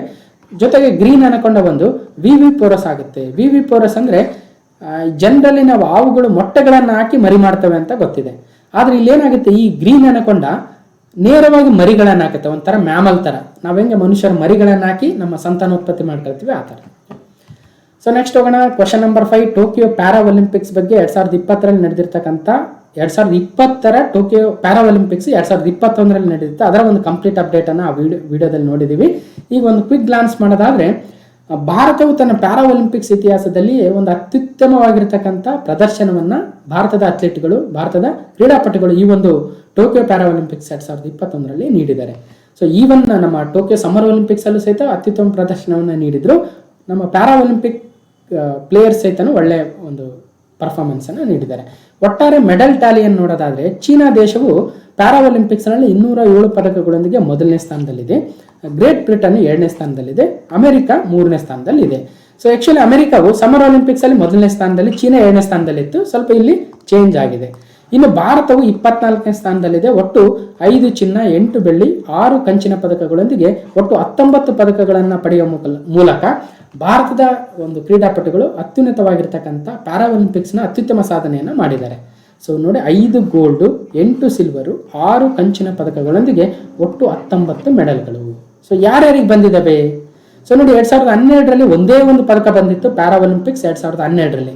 2016ರ ಒಂದು ಪ್ಯಾರಾ ಒಲಿಂಪಿಕ್ಸಲ್ಲಿ 4 ಪದಕಗಳು, 2021ರ ಟೋಕಿಯೋ ಪ್ಯಾರಾ ಒಲಿಂಪಿಕ್ಸಲ್ಲಿ ಒಟ್ಟು 19 ಪದಕಗಳು. ಹಾಗಾಗಿ ಸೊ ಬರ್ತಾ ಬರ್ತಾ ಒಳ್ಳೆಯ ಪ್ರದರ್ಶನವನ್ನು ನಮ್ಮ ಭಾರತವು ಈ ಒಂದು ಒಲಿಂಪಿಕ್ಸ್ಗಳಲ್ಲಿ, ಅದು ಪ್ಯಾರಾ ಒಲಿಂಪಿಕ್ಸ್ ಆಗಿರ್ಬೋದು ಅಥವಾ ಸಮ್ಮರ್ ಒಲಿಂಪಿಕ್ಸ್ ಆಗಿರ್ಬೋದು. ಓಕೆ, ಇನ್ನು ವಿನ್ನರ್ಸ್ ಯಾರ್ಯಾರು ನೋಡೋದಾದರೆ ನೋಡಿ, ಗೋಲ್ಡ್ ಮೆಡಲಿಸ್ಟ್ ಒಟ್ಟು 5 ಚಿನ್ನ, 8 ಬೆಳ್ಳಿ, 6 ಕಂಚಿನ ಪದಕ ಅಂತ ಹೇಳಿದ್ವಿ. ಹಾಗಾದ್ರೆ 5 ಚಿನ್ನ ಯಾರ್ಯಾರಿಗೆ ಬಂದಿದೆ? ಕೃಷ್ಣಾನಗರ್ ಬ್ಯಾಡ್ಮಿಂಟನ್, ಅವನಿ Lekhara shooting, Sumit until javelin throw, Manish Narwal shooting, Pramod Bhagat badminton. ಹೀಗೆ ಈ 5 ಜನರಿಗೆ ಗೋಲ್ಡ್ ಮೆಡಲ್ ಬಂದಿದೆ ಈ ಒಂದು 2021ರ ಟೋಕಿಯೋ ಪ್ಯಾರಾ ಒಲಿಂಪಿಕ್ಸಲ್ಲಿ. ಈ 5 ಜನರಿಗೂ ಇತ್ತೀಚೆಗೆ ಮೇಜರ್ ಧ್ಯಾನ್ ಚಂದ್ ಖೇಲ್ ರತ್ನ ಅವಾರ್ಡನ್ನು ನೀಡಿದ್ದಾರೆ. ಸೊ ನೆನ್ಪಿಡ್ಬೇಕು, ಒಟ್ಟು 12 ಜನರಿಗೆ ನೀಡಿದ್ದಾರೆ. ಅದರಲ್ಲಿ 5 ಜನ ಗೋಲ್ಡ್ ಮೆಡಲಿಸ್ಟ್ಸು, ಅದು ಪ್ಯಾರಾ ಒಲಿಂಪಿಕ್ಸಲ್ಲಿ. ಸೊ ನೆನ್ಪಿಡ್ಬೇಕು, ಕೃಷ್ಣಾನಗರ್, ಅವನಿ ಲೇಖರ, ಸುಮಿತ್ ಆಂಟಿಲ್, ಮನೀಶ್ ನರ್ವಾಲ್, ಪ್ರಮೋದ್ ಭಗತ್ ಮತ್ತು ಅವರ ಕ್ರೀಡೆ ಯಾವುದು ನೆನ್ಪಿಡಿ. ಇನ್ನು ಸಿಲ್ವರ್ ಮೆಡಲಿಸ್ಟ್ ಅಥವಾ ಬೆಳ್ಳಿ ಪದಕವನ್ನು 8 ಜನರು ಗೆದ್ದಿದ್ದಾರೆ. ಒಬ್ಬರು ಭವಾನಿಬೆನ್ ಪಟೇಲು, ನಿಷದ್ ಕುಮಾರ್, ಯೋಗೇಶ್ ಕತುನಿಯಾ, ದೇವೇಂದ್ರ ಜಾಜಾರಿಯಾ, ಮರಿಯಪ್ಪನ್ ತಂಗಬೇಲು, ಸುಹಾಸ್ ಎಲ್ ಎತ್ತಿರಾಜು ನಮ್ಮ ಕರ್ನಾಟಕದವರು, ಪ್ರವೀಣ್ ಕುಮಾರ್ ಸಿಂಗರಾಜ್ ಅದಾನ, ಒಟ್ಟು 8. ಓಕೆ, ಸೊ ನೆಕ್ಸ್ಟ್ 6 ಕಂಚಿನ ಪದಕಗಳು ಸಿಂಗರಾಜ್ ಅದಾನ, ನೋಡಿ ಇಲ್ಲಿ ಕಂಚು, ಇಲ್ಲಿ ಬೆಳ್ಳಿ. ಸೊ ನೆಕ್ಸ್ಟ್ ಅವನಿ ಲೇಖರ, ಇಲ್ಲಿ ಚಿನ್ನ, ಇಲ್ಲಿ ಕಂಚು. ಓಕೆ, ಅರವಿಂದರ್ ಸಿಂಗ್, ಶರದ್ ಕುಮಾರ್, ಸುಂದರ್ ಸಿಂಗ್ ಗುರ್ಜಾರ್, ಮನೋಜ್ ಸರ್ಕಾರ್. ಹೀಗೆ ಭಾರತವು 2021ರ ಟೋಕಿಯೋ ಪ್ಯಾರಾ ಒಲಿಂಪಿಕ್ಸಲ್ಲಿ ಒಟ್ಟು 19 ಪದಕಗಳನ್ನು ಗೆದ್ದಿದೆ. ಅದರಲ್ಲಿ 5 ಚಿನ್ನ, 8 ಬೆಳ್ಳಿ ಮತ್ತು 6 ಕಂಚಿನ ಪದಕಗಳು. 5, 8, 13 ಪ್ಲಸ್ 6 ಒಟ್ಟು 19 ಪದಕಗಳು. ಓಕೆ, ಸೊ ಮತ್ತು ಯಾವ್ಯಾವ ಕ್ರೀಡೆಯಲ್ಲಿ ಏನೇನು ಮಾಡಿದ್ರು, ಏನೇನು ದಾಖಲೆ ಆಯಿತು, ಆಯಾ ವಾರಗಳಲ್ಲಿ ಕಂಪ್ಲೀಟ್ ಅನಾಲಿಸಿಸನ್ನು ಮಾಡಿದ್ದೀವಿ. ಸೊ ಇಲ್ಲಿ ಕ್ವಿಕ್ ಗ್ಲಾನ್ಸ್ ಮಾಡ್ತಾ ಇರೋದ್ರಿಂದ ನಾನು ಕಂಪ್ಲೀಟ್ ಡೀಟೇಲ್ಸ್ಗೆ ಹೋಗೋದಿಲ್ಲ. ಓಕೆ, ನೋಡಿ, ಸುಹಾಸ್ ಎತ್ತಿರಾಜ್ ಅವರಿಗೆ, ಈ ಒಂದು ನೋಯ್ಡಾ ಜಿಲ್ಲಾಧಿಕಾರಿ ಆಗಿರ್ತಕ್ಕಂಥ ಇವರಿಗೆ, ಸುಹಾಸ್ ಎತ್ತಿರಾಜ್ ಅವರಿಗೆ ಈವನ್ ಅರ್ಜುನ ಪ್ರಶಸ್ತಿ ಕೂಡ ಸಿಕ್ಕಿತ್ತು. ಇವರು ಒಂದು ಬೆಳ್ಳಿ ಪದಕವನ್ನು ಗೆದ್ದಿದ್ರು. ಓಕೆ, ನೆಕ್ಸ್ಟು 6ನೇ ಪ್ರಶ್ನೆ, ರಾಷ್ಟ್ರೀಯ ಶಿಕ್ಷಕರ ದಿನ 2021 ನ್ಯಾಷನಲ್ ಟೀಚರ್ಸ್ ಡೇ ಆಗುತ್ತೆ ಸೆಪ್ಟೆಂಬರ್ 5. ಓಕೆ, ಸೆಪ್ಟೆಂಬರ್ 5 ನಮ್ಮ ಭಾರತದಲ್ಲಿ ರಾಷ್ಟ್ರೀಯ ಶಿಕ್ಷಕರ ದಿನವಾಗಿ ಆಚರಣೆ ಮಾಡ್ತೀವಿ. ನಮ್ಮ ಭಾರತದ ಮೊದಲ ಉಪರಾಷ್ಟ್ರಪತಿಗಳು ಮತ್ತು ಭಾರತದ 2ನೇ ರಾಷ್ಟ್ರಪತಿಗಳಾಗಿದ್ದಂತಹ ಶಿಕ್ಷಣ ತಜ್ಞರು ಡಾಕ್ಟರ್ ಸರ್ವೇಪಲ್ಲಿ ರಾಧಾಕೃಷ್ಣನ್ ಅವರ ಜನ್ಮ ದಿನಾಚರಣೆಯ ನೆನಪಿಗಾಗಿ ಸೆಪ್ಟೆಂಬರ್ 5 ನಾವು ರಾಷ್ಟ್ರೀಯ ಶಿಕ್ಷಕರ ದಿನ. 1888ರಲ್ಲಿ 5th ಸೆಪ್ಟೆಂಬರ್ ಅವರು ಜನಿಸಿದ್ರು. ಇನ್ನೊಂದು ಇಂಪಾರ್ಟೆಂಟ್ ಅಂದರೆ 1994ರಿಂದ 5th ಅಕ್ಟೋಬರನ್ನು ವರ್ಲ್ಡ್ ಟೀಚರ್ಸ್ ಡೇ ಅಂತ ಆಚರಣೆ ಮಾಡ್ತಾರೆ. ನೋಡಿ, ಸೆಪ್ಟೆಂಬರ್ 5 ನಮ್ಮ national teachers day, world teachers day October 5. ಒಳ್ಳೆ. ನೆಕ್ಸ್ಟ್ ಹೋಗೋಣ, ಕ್ವಶನ್ ನಂಬರ್ 7. ಅಂತಾರಾಷ್ಟ್ರೀಯ ಸಾಕ್ಷರತಾ ದಿನ 2021, ಇಂಟರ್ನ್ಯಾಷನಲ್ ಲಿಟ್ರಸಿ ಡೇ ಸೆಪ್ಟೆಂಬರ್ 8 ಆಗುತ್ತೆ. ಓಕೆ, ಇನ್ನು ವ್ಯಕ್ತಿಗಳು, ಸಮುದಾಯಗಳು, ಸಮಾಜಗಳಿಗೆ ಸಾಕ್ಷರತೆಯ ಮಹತ್ವವನ್ನು ಸಾರ್ತಕ್ಕಂಥ ಉದ್ದೇಶವನ್ನು ಹೊಂದಿದೆ. 2021ರ theme literacy for a human centred recovery narrowing the digital divide. September 8 ಅಂತಾರಾಷ್ಟ್ರೀಯ ಸಾಕ್ಷರತಾ ದಿನ. ಏನು ಥೀಮ್ ಅನ್ನೋದು ಕೂಡ ನೋಟ್ ಮಾಡ್ಕೊಳ್ಳಿ. ಧಾರವಾಡಿ ಎಮ್ಮೆ ತಳಿಗೆ ರಾಷ್ಟ್ರೀಯ ಮಾನ್ಯತೆ. ನೋಡಿ, ನಮ್ಮ ಧಾರವಾಡ ಪೇಡ ಆಗಿರ್ಬೋದು, ಬೆಳಗಾವಿ ಕುಂದ ಆಗಿರ್ಬೋದು, ಗೋಕಾಕ್ನ ಕರದಂಟ ಆಗಿರ್ಬೋದು, ಇವೆಲ್ಲವುಗಳಲ್ಲಿ ಹಾಲನ್ನು ಬಳಸ್ತಾರೆ. ಆ ಒಂದು ಸ್ವೀಟ್ಗಳಿಗೆ, ಸಿಹಿ ತಿನಿಸಿಗೆ ರುಚಿ ಹೆಚ್ಚಿಸ್ತಕ್ಕಂಥ ಎಮ್ಮೆ ಅದು ಧಾರವಾಡಿ ತಳಿ ಎಮ್ಮೆ ಆಗುತ್ತೆ. ಆ ಎಮ್ಮೆಗೆ ಈಗ ರಾಷ್ಟ್ರೀಯ ಮಾನ್ಯತೆ ಸಿಕ್ಕಿದೆ. ಕ್ವಶನ್ ಬರ್ಬೋದು, ಯಾವ ಎಮ್ಮೆ ತಳಿ ಅಂದರೆ ಧಾರವಾಡಿ ಎಮ್ಮೆ ತಳಿಗೆ ರಾಷ್ಟ್ರೀಯ ಮಾನ್ಯತೆ. ಓಕೆ, ಇತ್ತೀಚೆಗೆ ಕೇಳಿದ್ರು ಸಹಿತ. 9ನೇ ಪ್ರಶ್ನೆ, ರಾಜ್ಯದ ಮೊದಲ ಬಹುಶಿಸ್ತೀಯ ಮತ್ತು ನೂತನ ರಾಷ್ಟ್ರೀಯ ಶಿಕ್ಷಣ ನೀತಿಯ ಪ್ರಕಾರ ಆರಂಭವಾಗಿರ್ತಕ್ಕಂಥ ಕಾಲೇಜು ಬೆಂಗಳೂರಿನ ಮಲ್ಲೇಶ್ವರಮಲ್ಲಿದೆ. ಸೊ ಇತ್ತೀಚೆಗೆ ನಮ್ಮ ಕರ್ನಾಟಕವು ನೂತನ ರಾಷ್ಟ್ರೀಯ ಶಿಕ್ಷಣ ನೀತಿಯನ್ನು ಜಾರಿಗೆ ತಂದಿರತಕ್ಕಂಥ ಮೊದಲನೇ ರಾಜ್ಯವಾಗಿತ್ತು, ನಮಗೆಲ್ಲ ಗೊತ್ತಿದೆ. ಸೊ ಹಾಗಾಗಿ ಅದೇ ಒಂದು ನಿಟ್ಟಿನಲ್ಲಿ ನಮ್ಮ ಕರ್ನಾಟಕ ಸರ್ಕಾರ ಮೊದಲನೇ ಬಾರಿಗೆ ಈ ಒಂದು ಬಹುಶಿಸ್ತೀಯ ಕಲಿಕೆಯನ್ನು ಹೊಂದಿರತಕ್ಕಂಥ NEP-ಯನ್ನು ಅಳವಡಿಸಿಕೊಂಡಿರ್ತಕ್ಕಂಥ ಮೊದಲ ಮಹಿಳಾ ಪದವಿ ಕಾಲೇಜನ್ನು ಆರಂಭ ಮಾಡಿದೆ ಬೆಂಗಳೂರಿನಲ್ಲಿ ಅನ್ನೋದು ನೆನಪಿಡಬೇಕು. ಓಕೆ, ಇನ್ನು 10ನೇ ಪ್ರಶ್ನೆ, ಕರ್ನಾಟಕ ಸರ್ಕಾರದ ಮುಖ್ಯಮಂತ್ರಿ ರೈತ ವಿದ್ಯಾನಿಧಿ ಯೋಜನೆ. ಸೊ ಇದ್ರ ಬಗ್ಗೆ ಮೊನ್ನೆ ತಾನೇ ಮಾತಾಡಿದ್ವಿ. ಅಂದರೆ ರೈತ ಮಕ್ಕಳಿಗೆ ಒಂದಷ್ಟು ಸ್ಕಾಲರ್ಶಿಪ್ ಅನ್ನು ನೀಡಲು ಮುಖ್ಯಮಂತ್ರಿಯಾದ ದಿನವೇ ಬಸವರಾಜ ಬೊಮ್ಮಾಯಿರವರು ಮುಖ್ಯಮಂತ್ರಿ ರೈತ ವಿದ್ಯಾನಿಧಿ ಕಾರ್ಯಕ್ರಮವನ್ನು ತಂದರು. ಅನ್ನದಾತರ ಮಕ್ಕಳ ಉನ್ನತ ವ್ಯಾಸಂಗಕ್ಕೆ ಉದಾತ್ತ ನೆರವು. ಅಂದರೆ PUC, ITI, diploma, BA, BSc, BCom ಅಥವಾ LLB, ಪ್ಯಾರಾಮೆಡಿಕಲ್ಲು ಅಥವಾ BE, BCom, BTech ಮತ್ತು MBBS ಓದ್ತಕ್ಕಂಥವ್ರಿಗೆ, ಸ್ನಾತಕೋತ್ತರ ಪದವೀಧರರಿಗೆ, ಎಲ್ಲರಿಗೂ, ವಿದ್ಯಾರ್ಥಿಗಳಿಗೆ ಮತ್ತು ವಿದ್ಯಾರ್ಥಿನಿಯರಿಗೆ ಒಂದಷ್ಟು ಸ್ಕಾಲರ್ಶಿಪ್ ಅನ್ನು ನೀಡ್ತಕ್ಕಂಥ ಯೋಜನೆಯೇ ಮುಖ್ಯಮಂತ್ರಿ ರೈತ ವಿದ್ಯಾನಿಧಿ ಆಗುತ್ತೆ. 11ನೇ ಪ್ರಶ್ನೆ, ಕ್ರಿಸ್ಟಿಯಾನೋ ರೊನಾಲ್ಡೋ ಅಂತಾರಾಷ್ಟ್ರೀಯ ಫುಟ್ಬಾಲ್ನಲ್ಲಿ ಸರ್ವಕಾಲಿಕ ಅತ್ಯಧಿಕ ಗೋಲು ಗಳಿಸಿದ ಆಟಗಾರರಾಗ್ತಾರೆ. ಕ್ರಿಸ್ಟಿಯಾನೋ ರೊನಾಲ್ಡೋ ಪೋರ್ಚುಗಲ್ನವರು. ಸೊ ಇವರು ಈಗ ಅಂತಾರಾಷ್ಟ್ರೀಯ ಕ್ರಿಕೆಟ್ನಲ್ಲಿ ಅತಿ ಹೆಚ್ಚು ಗೋಲುಗಳನ್ನು ಅಂತಾರಾಷ್ಟ್ರೀಯ ಕ್ರಿಕೆಟ್ ಅನ್ನು ಅನಿಸುತ್ತೆ, ಅಂತಾರಾಷ್ಟ್ರೀಯ ಫುಟ್ಬಾಲ್ನಲ್ಲಿ ಅತಿ ಹೆಚ್ಚು ಗೋಲುಗಳನ್ನು ಗಳಿಸಿರ್ತಕ್ಕಂಥ ಆಟಗಾರರಾಗಿ ಹೊರಹೊಮ್ಮಿದ್ದಾರೆ ಪೋರ್ಚುಗಲ್ನ ಕ್ರಿಸ್ಟಿಯಾನೋ ರೊನಾಲ್ಡೋ. ಒಟ್ಟು 180 ಅಂತಾರಾಷ್ಟ್ರೀಯ ಫುಟ್ಬಾಲ್ ಮ್ಯಾಚ್ಗಳಲ್ಲಿ 111 ಗೋಲುಗಳನ್ನು ಗಳಿಸಿದ್ದಾರೆ. ಅವರು ಇರಾನ್ನ ಆಲಿ ಡಾಯಿ ಅವರನ್ನ ಈಗ ಮೀರಿಸಿದ್ದಾರೆ. ಓಕೆ, ನಮ್ಮ ಸುನಿಲ್ ಚಟ್ರಿ ಅವರು ಕೂಡ ಈಗ ಇತ್ತೀಚೆಗೆ ಈ ಒಂದು ಪಟ್ಟಿಯಲ್ಲಿ ಸೇರ್ಕೊಂಡಿದ್ದಾರೆ, ನೆನಪಿಡೋಣ. ನೆಕ್ಸ್ಟ್, ಸಚಿನ್ ತೆಂಡೂಲ್ಕರ್ ಅವರ ದಾಖಲೆಯನ್ನು ಮುರಿದ ವಿರಾಟ್ ಕೊಹ್ಲಿ 23,000 ಅಂತಾರಾಷ್ಟ್ರೀಯ ರನ್ ಗಳಿಸಿದ ಅತಿ ವೇಗದ ಆಟಗಾರ. ಇಲ್ಲೇನಾಗುತ್ತೆ, 23,000 ರನ್ಗಳನ್ನು ಗಳಿಸಿರ್ತಕ್ಕಂಥ ಅತಿ ವೇಗದ ಆಟಗಾರ ಯಾರು ಅಂದರೆ ವಿರಾಟ್ ಕೊಹ್ಲಿ ರವರು. ಅವರು ಒಟ್ಟು 490 ಇನ್ನಿಂಗ್ಸ್ ಅನ್ನು ಆಡಿದ್ದಾರೆ ಈ 23,000 ಅನ್ನು. ಅಂದ್ರೆ ಈಗ ಏನಾಗುತ್ತೆ, T20 ಮ್ಯಾಚ್ಗಳು ಮತ್ತು ಒನ್ ಡೇ ಮ್ಯಾಚ್ಗಳು ಅಂದರೆ 50 ಓವರ್ ಮ್ಯಾಚು, ಟೆಸ್ಟ್ ಮ್ಯಾಚ್ಗಳು, ಇವೆಲ್ಲವುಗಳನ್ನು ಕನ್ಸಿಡರ್ ಮಾಡಿದಾಗ ವಿರಾಟ್ ಕೊಹ್ಲಿ ರವರು ಏನು ಮಾಡಿದ್ದಾರೆ, ಕೇವಲ 490 ಇನ್ನಿಂಗ್ಸ್ಗಳಲ್ಲೇ ಈ ಒಂದು ಅಚೀವ್ಮೆಂಟ್ ಅನ್ನು ಮಾಡಿದ್ದಾರೆ. ಸೊ ಎಷ್ಟು ಅಚೀವ್ಮೆಂಟ್ ಅಂದರೆ 23,000 ರನ್ಗಳನ್ನು. ಓಕೆ, ಸೊ ಹಿಂದೆ ಸಚಿನ್ ತೆಂಡೂಲ್ಕರ್ ಅವರು 522 ಇನ್ನಿಂಗ್ಸ್ ಅಲ್ಲಿ ಈ ಸಾಧನೆಯನ್ನು ಮಾಡಿದ್ರು. ಈಗ ಅವರ ದಾಖಲೆಯನ್ನು ವಿರಾಟ್ ಕೊಹ್ಲಿ ರವರು ಮೀರಿಸಿದ್ದಾರೆ ಅಂತಕ್ಕಂಥದ್ದು. ಓಕೆ, ನೆಕ್ಸ್ಟ್ ಹೋಗೋಣ. ದಕ್ಷಿಣ ಆಫ್ರಿಕಾ ಕ್ರಿಕೆಟ್ನ ಅದ್ಭುತ ಬಾಲರ್ ಡೈಲ್ ಸ್ಟೇನು ಕ್ರಿಕೆಟ್ನಿಂದ ನಿವೃತ್ತಿಗೊಂಡಿದ್ದಾರೆ. ಸೊ ನೀವೆಲ್ಲ ನೋಡಿರ್ತೀರ, ಡೈಲ್ ಸ್ಟೇನ್ ಅವರು ಒಬ್ಬ ಅದ್ಭುತ ಸ್ವಿಂಗ್ ಬಾಲರ್ ಆಗಿದ್ರು, ಒಳ್ಳೆ ಸ್ವಿಂಗ್ ಬಾಲಿಂಗ್ ಆಗ್ತಾ ಇದ್ರು. ಅವರೀಗ ನಿವೃತ್ತಿಯನ್ನು ಹೊಂದಿದ್ದಾರೆ. ಸೊ ಯಾವ ದೇಶದವರು ಡೈಲ್ ಸ್ಟೇನ್ ಅಂದರೆ ಸೌತ್ ಆಫ್ರಿಕಾದವರು.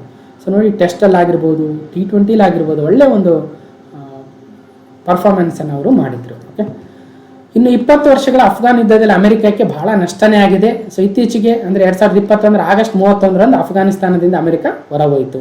ಸೊ 2001ರಿಂದ 2021ವರೆಗೂ ಒಟ್ಟು 20 ವರ್ಷಗಳ ಕಾಲ ಆ ಒಂದು ದೇಶದಲ್ಲಿ, ಅಫ್ಘಾನಿಸ್ತಾನದಲ್ಲಿ ಸೊ ಅಮೆರಿಕ ನೆಲೆಯೂರಿತ್ತು.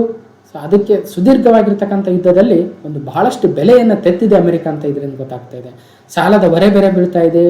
ಇನ್ನಷ್ಟು ವರ್ಷಗಳ ಕಾಲ ಆ ಸಾಲವನ್ನು ತೀರಿಸಬೇಕಾಗುತ್ತೆ. ಜೊತೆಗೆ ಅಲ್ಲಿ ಬಹಳಷ್ಟು ಅಮೆರಿಕದ ಸೈನಿಕರು, ಅಮೆರಿಕ ಸರ್ಕಾರದ ನೌಕರರು, ಅಫ್ಘಾನ್ನ ಸೈನಿಕರು, ಪೊಲೀಸರು ಸತ್ತಿದ್ದಾರೆ. ಈಗ ನಾಗರಿಕರು ಕೂಡ ಹಲವಾರು ಜನ ಸಾವಿಗೆ ಅಲ್ಲಿ ಕಾರಣವಾಗಿದೆ. ಜೊತೆಗೆ ಬಟ್ ಅದಲ್ಲದೆ 20 ವರ್ಷಗಳಲ್ಲಿ ಅಮೆರಿಕ ಅಫ್ಘಾನಿಸ್ತಾನದಲ್ಲಿ ಬಹಳಷ್ಟು ಒಂದು ಬದಲಾವಣೆಯನ್ನು ತಂದಿದೆ. ಈಗ ಅಲ್ಲಿ ತಾಲಿಬಾನ್ ಆಡಳಿತಕ್ಕೆ ಅಫ್ಘಾನಿಸ್ತಾನ ಒಳಪಟ್ಟಿದೆ. ಇನ್ನು ಅಫ್ಘಾನಿಸ್ತಾನವು ಕೆಳಗಿನ ಯಾವ ಸಂಘಟನೆಯ ಭಾಗವಾಗಿದೆ? ಆಸಿಯಾನು, ಸಾರ್ಕ್, ಬ್ರಿಕ್ಸು, G7 ಅಂದರೆ ಸಾರ್ಕ್ನ ಭಾಗವಾಗಿದೆ. ಸೊ ಈಗ ಸಾರ್ಕ್ ಅಲ್ಲಿ ಅಫ್ಘಾನಿಸ್ತಾನಕ್ಕೆ ಮೀಟಿಂಗ್ಗೆ ಕರಿಬೇಕಾ ಬೇಡವಾ? ಸೊ ಅದೆಲ್ಲವೂ ನಡೀತಾ ಇದೆ, ನೋಡೋಣ. ಒಟ್ಟಿನಲ್ಲಿ ಸಾರ್ಕ್ ಅಂದ್ರೆ ಏನು? South Asian association for regional cooperation ಅಂದರೆ ದಕ್ಷಿಣ ಏಷ್ಯಾ ಪ್ರಾದೇಶಿಕ ಸಹಕಾರ ಸಂಘವಾಗುತ್ತೆ. ಇದು 1985 8 ಡಿಸೆಂಬರ್ ಅಂದು ಬಾಂಗ್ಲಾದೇಶದ ಢಾಕಾದಲ್ಲಿ ಆರಂಭವಾಗಿತ್ತು. ಈಗ ಅದರ ಪ್ರಧಾನ ಕಚೇರಿ ನೇಪಾಳದ ಕಾಠ್ಮಂಡುವಿನಲ್ಲಿದೆ. ಇನ್ನು 8 ಸದಸ್ಯ ರಾಷ್ಟ್ರಗಳು ಬರ್ತವೆ. ಒಂದು ಅಫ್ಘಾನಿಸ್ತಾನ, ಬಾಂಗ್ಲಾದೇಶ, ಭೂತಾನ, ಭಾರತ, ಮಾಲ್ಡೀವ್ಸ್, ನೇಪಾಳ, ಪಾಕಿಸ್ತಾನ ಮತ್ತು ಶ್ರೀಲಂಕಾ. ಸೊ ಇನ್ನು ಇದರ ಈಗ ಸೆಕ್ರೆಟರಿ ಜನರಲ್ ಯಾರಿದ್ದಾರೆ, ಎಸಾಲಾ ವೆರಕೋನ್ ಅವರು ಇದ್ದಾರೆ. ಓಕೆ, ಇನ್ನು ಆಯಾ ದೇಶಗಳು ಎಲ್ಲೆಲ್ಲಿ ಬರ್ತವೆ ನೋಡ್ಬೋದು. ಅಫ್ಘಾನಿಸ್ತಾನ, ಪಾಕಿಸ್ತಾನ, ಇಂಡಿಯಾ, ನೇಪಾಳ, ಭೂತಾನ, ಬಾಂಗ್ಲಾದೇಶ, ಶ್ರೀಲಂಕಾ ಮತ್ತು ಮಾಲ್ಡೀವ್ಸ್. ಹೀಗೆ ಒಟ್ಟು 8 ದಕ್ಷಿಣ ಏಷ್ಯಾ ರಾಷ್ಟ್ರಗಳು ಇದರ ಭಾಗವಾಗಿದ್ದಾವೆ. 1985 8 ಡಿಸೆಂಬರ್ ಅಂದು ಬಾಂಗ್ಲಾದೇಶದ ಢಾಕಾದಲ್ಲಿ ಈ ಭಾಗದಲ್ಲಿ ಸ್ಥಾಪನೆ ಆಗಿತ್ತು. ಅದರ ಪ್ರಧಾನ ಕಚೇರಿ ಈಗ ನೇಪಾಳದ ಕಾಠ್ಮಂಡುವಿನಲ್ಲಿದೆ. ಓಕೆ, ಕನ್ನಡ ಸಾಹಿತ್ಯ ಪರಿಷತ್ ಅಧ್ಯಕ್ಷ ಮನು ಬಳಿಗಾರ್ ನಿವೃತ್ತಿಯಾಗಿದ್ದಾರೆ. ಹೌದು, ನಿವೃತ್ತಿಯಾಗಿದ್ದರು. ಈಗ ಮಹೇಶ್ ಜೋಶಿರವರು ನೋಡಿ ಈಗ 26ನೇ ಕಸಾಪ ಅಧ್ಯಕ್ಷರಾಗಿ ಇತ್ತೀಚೆಗೆ ನವೆಂಬರ್ 26 ಅವರು ಅಧಿಕಾರವನ್ನು ಸ್ವೀಕರಿಸಿದ್ದಾರೆ. ಓಕೆ, ಮಹೇಶ್ ಜೋಶಿರವರು. ಇದು ಅಪ್ಡೇಟ್. ಸೊ ನೋಡಿ, ಕಸಾಪ ಚಾಪಿಸಿದ ಬಳಿಗಾರ್ ಅವರು ಒಳ್ಳೆ ಕೆಲಸವನ್ನು ಮಾಡಿದ್ರು. ಈಗ ಮಹೇಶ್ ಜೋಶಿರವರು ಬಂದಿದ್ದಾರೆ, ನೋಡೋಣ. ಇತ್ತೀಚಿನ IUCN ಕೆಂಪು ಪಟ್ಟಿಯ ಪ್ರಕಾರ 900ಕ್ಕೂ ಹೆಚ್ಚು ಜಾತಿಯ ಪ್ರಾಣಿಗಳು ಅಳಿವಿನಂಚಿನಲ್ಲಿದ್ದಾವೆ ಅಂತ IUCN ರೆಡ್ ಲಿಸ್ಟ್ ಅಲ್ಲಿ ಹೇಳಿದೆ. ಅದರಲ್ಲಿ ಏನು ಕೇಳ್ಬೋದು ಅಂದರೆ, ಒಟ್ಟು 1,38,000 ಸ್ಪೀಸೀಸ್ಗಳನ್ನು ಅವರು ಅಸೆಸ್ ಮಾಡಿದ್ದಾರೆ, ಅಂದರೆ ಸ್ಟಡಿ ಮಾಡಿದ್ದಾರೆ. ಅದರಲ್ಲಿ 28% ಸ್ಪೀಸೀಸ್ ಎಕ್ಸ್ಟಿಂಕ್ಷನ್ ಹತ್ರ ಇದ್ದಾವೆ, ಅಂದರೆ ನಮ್ಮ ಪ್ರಪಂಚದಿಂದ ನಶಿಸಿ ಹೋಗ್ತಕ್ಕಂಥ ಒಂದು ಅಪಾಯದಲ್ಲಿದ್ದಾವೆ ಅಂತ ಹೇಳಿದ್ದಾರೆ IUCN ಅವರು. IUCN ಅಂದ್ರೆ ಏನು? International union for the conservation of nature. ಇವರು IUCN ಕೆಂಪು ದತ್ತಾಂಶ ಪುಸ್ತಕ ಅಥವಾ ರೆಡ್ ಲಿಸ್ಟ್ ಅಥವಾ ರೆಡ್ ಡೇಟಾ ಬುಕ್ ಅಂತ ರಿಲೀಸ್ ಮಾಡ್ತಾರೆ. ಅದರಲ್ಲಿ ಪ್ರಪಂಚದಲ್ಲಿ ಯಾವ್ಯಾವ ಅಳಿವಿನಂಚಿನಲ್ಲಿದ್ದಾವೆ ಅಂತ ಹೇಳ್ತಾ ಹೋಗ್ತಾರೆ. ಇತ್ತೀಚೆಗೆ ಇಂಡೋನೇಷ್ಯಾದ ಕೊಮೋಡೋ ಡ್ರ್ಯಾಗನ್ಸ್, ಇಲ್ಲಿದೆ ನೋಡಿ, ಕೊಮೋಡೋ ಡ್ರ್ಯಾಗನ್ಗಳನ್ನು ಅಳಿವಿನಂಚಿಗೆ ಸೇರಿಸಿದ್ದಾರೆ. ಕೇಳ್ಬೋದು, ಇತ್ತೀಚೆಗೆ ಇಂಡೋನೇಷ್ಯಾದ ಯಾವ ಪ್ರಭೇದವನ್ನ IUCN ರೆಡ್ ಲಿಸ್ಟ್ಗೆ ಹಾಕಿದೆ ಅಂದರೆ ಕೊಮೋಡೋ ಡ್ರ್ಯಾಗನ್ಗಳು. ಅಥವಾ ಕೊಮೋಡೋ ಡ್ರ್ಯಾಗನ್ ಯಾವ ಒಂದು ದೇಶದ್ದು ಅಂದರೆ ಇಂಡೋನೇಷ್ಯಾದಲ್ಲಿ ಕಂಡು ಬರ್ತವೆ ಇವು. ಓಕೆ, ನೆಕ್ಸ್ಟ್ IUCN ರೆಡ್ ಲಿಸ್ಟಲ್ಲಿ ಒಟ್ಟು 9 ಗ್ರೂಪ್ಗಳನ್ನು ಮಾಡ್ತಾ ಹೋಗ್ತಾರೆ. ಅಂದರೆ ಎಕ್ಸ್ಟಿಂಕ್ಟ್ ಆಗಿರ್ತಕ್ಕಂಥದ್ದು, extinct in the wild, critically endangered, vulnerable, near threatened, least concerned, data deficient, not evaluated ಅಂತ ಬೇರೆ ಬೇರೆ ವಿಭಾಗಗಳಿದ್ದಾವೆ. ಅದರಲ್ಲಿ ನಮಗೆ ಈ 3 ಇಂಪಾರ್ಟೆಂಟ್ CR, EN, BU ಇವುಗಳನ್ನು ಆಪತ್ತಿಗೊಳಗಾಗಿರ್ತಕ್ಕಂಥ ಪ್ರಾಣಿಗಳನ್ನು ಈ ಗ್ರೂಪಲ್ಲಿ ಸೇರಿಸ್ತಾ ಹೋಗ್ತಾರೆ. ಅಂದರೆ ವಲ್ನರಬಲ್ ಅಂದರೆ ಪರವಾಗಿಲ್ಲ, ಇನ್ನೇನು ನಾವು ರಕ್ಷಣೆ ಮಾಡದೆ ಹೋದ್ರೆ ಅವು ಅಳಿವಿನಂಚಿಗೆ ಹೋಗ್ಬಿಡ್ತವೆ ಅಂತ ಹೇಳ್ದಂಗೆ. ಅದಾದ್ಮೇಲೆ ಇನ್ನೂ ರಕ್ಷಣೆ ಮಾಡದೆ ಹೋದ್ರೆ ಎಂಡಾಂಜರ್ಡ್ ಆಗಿ ಬರ್ತವೆ. ಇನ್ನೂ ರಕ್ಷಣೆ ಮಾಡದೆ ಹೋದ್ರೆ ಮುಗೀತು, ಕ್ರಿಟಿಕಲ್ ಎಂಡಾಂಜರ್ ಅಂದ್ರೆ 100-200 ಉಳ್ಕೊಳ್ತವೆ. ಅಲ್ಲೂ ರಕ್ಷಣೆ ಮಾಡದೆ ಹೋದ್ರೆ ಮುಗಿದೋಯ್ತು, ಎಕ್ಸ್ಟೆಂಟ್ ಆಗ್ತವೆ. ಸೊ ಇದ್ರ ಬಗ್ಗೆ ಸಪರೇಟ್ ವಿಡಿಯೋನೇ ಮಾಡಿದ್ದೀನಿ, ಅವಾಗ ಹೇಳ್ತಾನೆ ಇರ್ತೀನಿ, ನಿಮ್ಗೆ ಗೊತ್ತಿದೆ. ಮುಂದೆ ಹೋಗೋಣ. Question number 18. ಆಗಸ್ಟ್ನಲ್ಲಿ GST ಸಂಘ 1 ಲಕ್ಷ ಕೋಟಿ ರೂಪಾಯಿಗೂ ಅಧಿಕವಾಗಿದೆ. ಆಗಸ್ಟಲ್ಲಿ ನೋಡಿ, ಆಗಸ್ಟಲ್ಲಿ 1,12,000 1.12 ಲಕ್ಷ ಕೋಟಿ ಅನ್ಕೊಂಡ್ರೆ ಆಯಿತು. ಸೊ ಕೆಲವೊಂದ್ಸಲ ಲಾಕ್ಡೌನ್ ಆದಾಗ ಕಡಿಮೆ ಆಗುತ್ತೆ GST ಸಂಗ್ರಹ, ಲಾಕ್ಡೌನ್ ತೆಗೆದಾಗ ಹೆಚ್ಚಾಗುತ್ತೆ. ಈಗ ಮತ್ತೆ ಲಾಕ್ಡೌನ್ ಅಂತ ಇದ್ದಾರೆ, ನೋಡ್ಬೇಕು ಏನಾಗುತ್ತೆ. ಒಟ್ಟಿನಲ್ಲಿ GSTಯನ್ನು ಭಾರತದಲ್ಲಿ 101ನೇ ಸಂವಿಧಾನದ ತಿದ್ದುಪಡಿ ಪ್ರಕಾರ ತಂದ್ವಿ ಅಲ್ವಾ, 122ನೇ ಬಿಲ್ ಪ್ರಕಾರ ಅಂತ ನಾವು ಹಿಂದಿನ ಒಂದು ವಿಡಿಯೋದಲ್ಲಿ ನೋಡಿದ್ವಿ.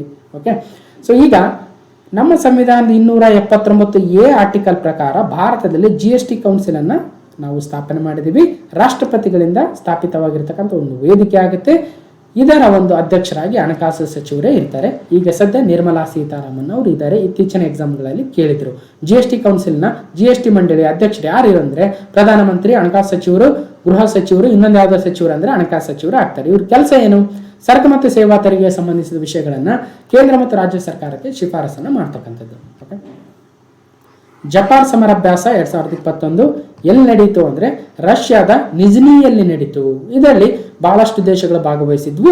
ನಮ್ಮ ಜಪಾನ್ 2021 ಅಲ್ಲಿ ಭಾರತದ ದೇಶದ ಆರ್ಮಿ ಕೂಡ ಭಾಗವಹಿಸಿತ್ತು ಅನ್ನೋದು ನೆನಪಿಡಬೇಕು. ಓಕೆ, ಸೊ ನೆಕ್ಸ್ಟ್, ದೇಶದ ತ್ರೈಮಾಸಿಕ ಆರ್ಥಿಕ ಬೆಳವಣಿಗೆ ದರ 20.1% ಏರಿಕೆಯನ್ನು ಕಂಡಿದೆ. GDP ಗ್ರೋತ್ 20% GDP ಏರಿದೆ. ಸೊ ಬಹಳ ಒಂದು ಬೆಳವಣಿಗೆ, ಭಾರಿ ಆಗಿರ್ತಕ್ಕಂಥ ಹೈ ಜಂಪ್ ಹೊಡೆದಿದೆ GDP. ಸೆಪ್ಟೆಂಬರಲ್ಲಿ ಏನಾಗಿತ್ತು ಅಂದರೆ, ಇಲ್ಲಿ ನೋಡಿ, ನಾವು ಒಂದು ಸ್ಲ್ಯಾಬನ್ನು ಹಾಕೊಳ್ಳೋಣ. ಇದು 2019-20 ಸಾಲಿನಲ್ಲಿ, ಸೊ ಇಲ್ಲಿಂದ ಇಲ್ಲಿವರೆಗೂ 2020-21 ಅನ್ಕೊಳ್ಳೋಣ, 2020-21.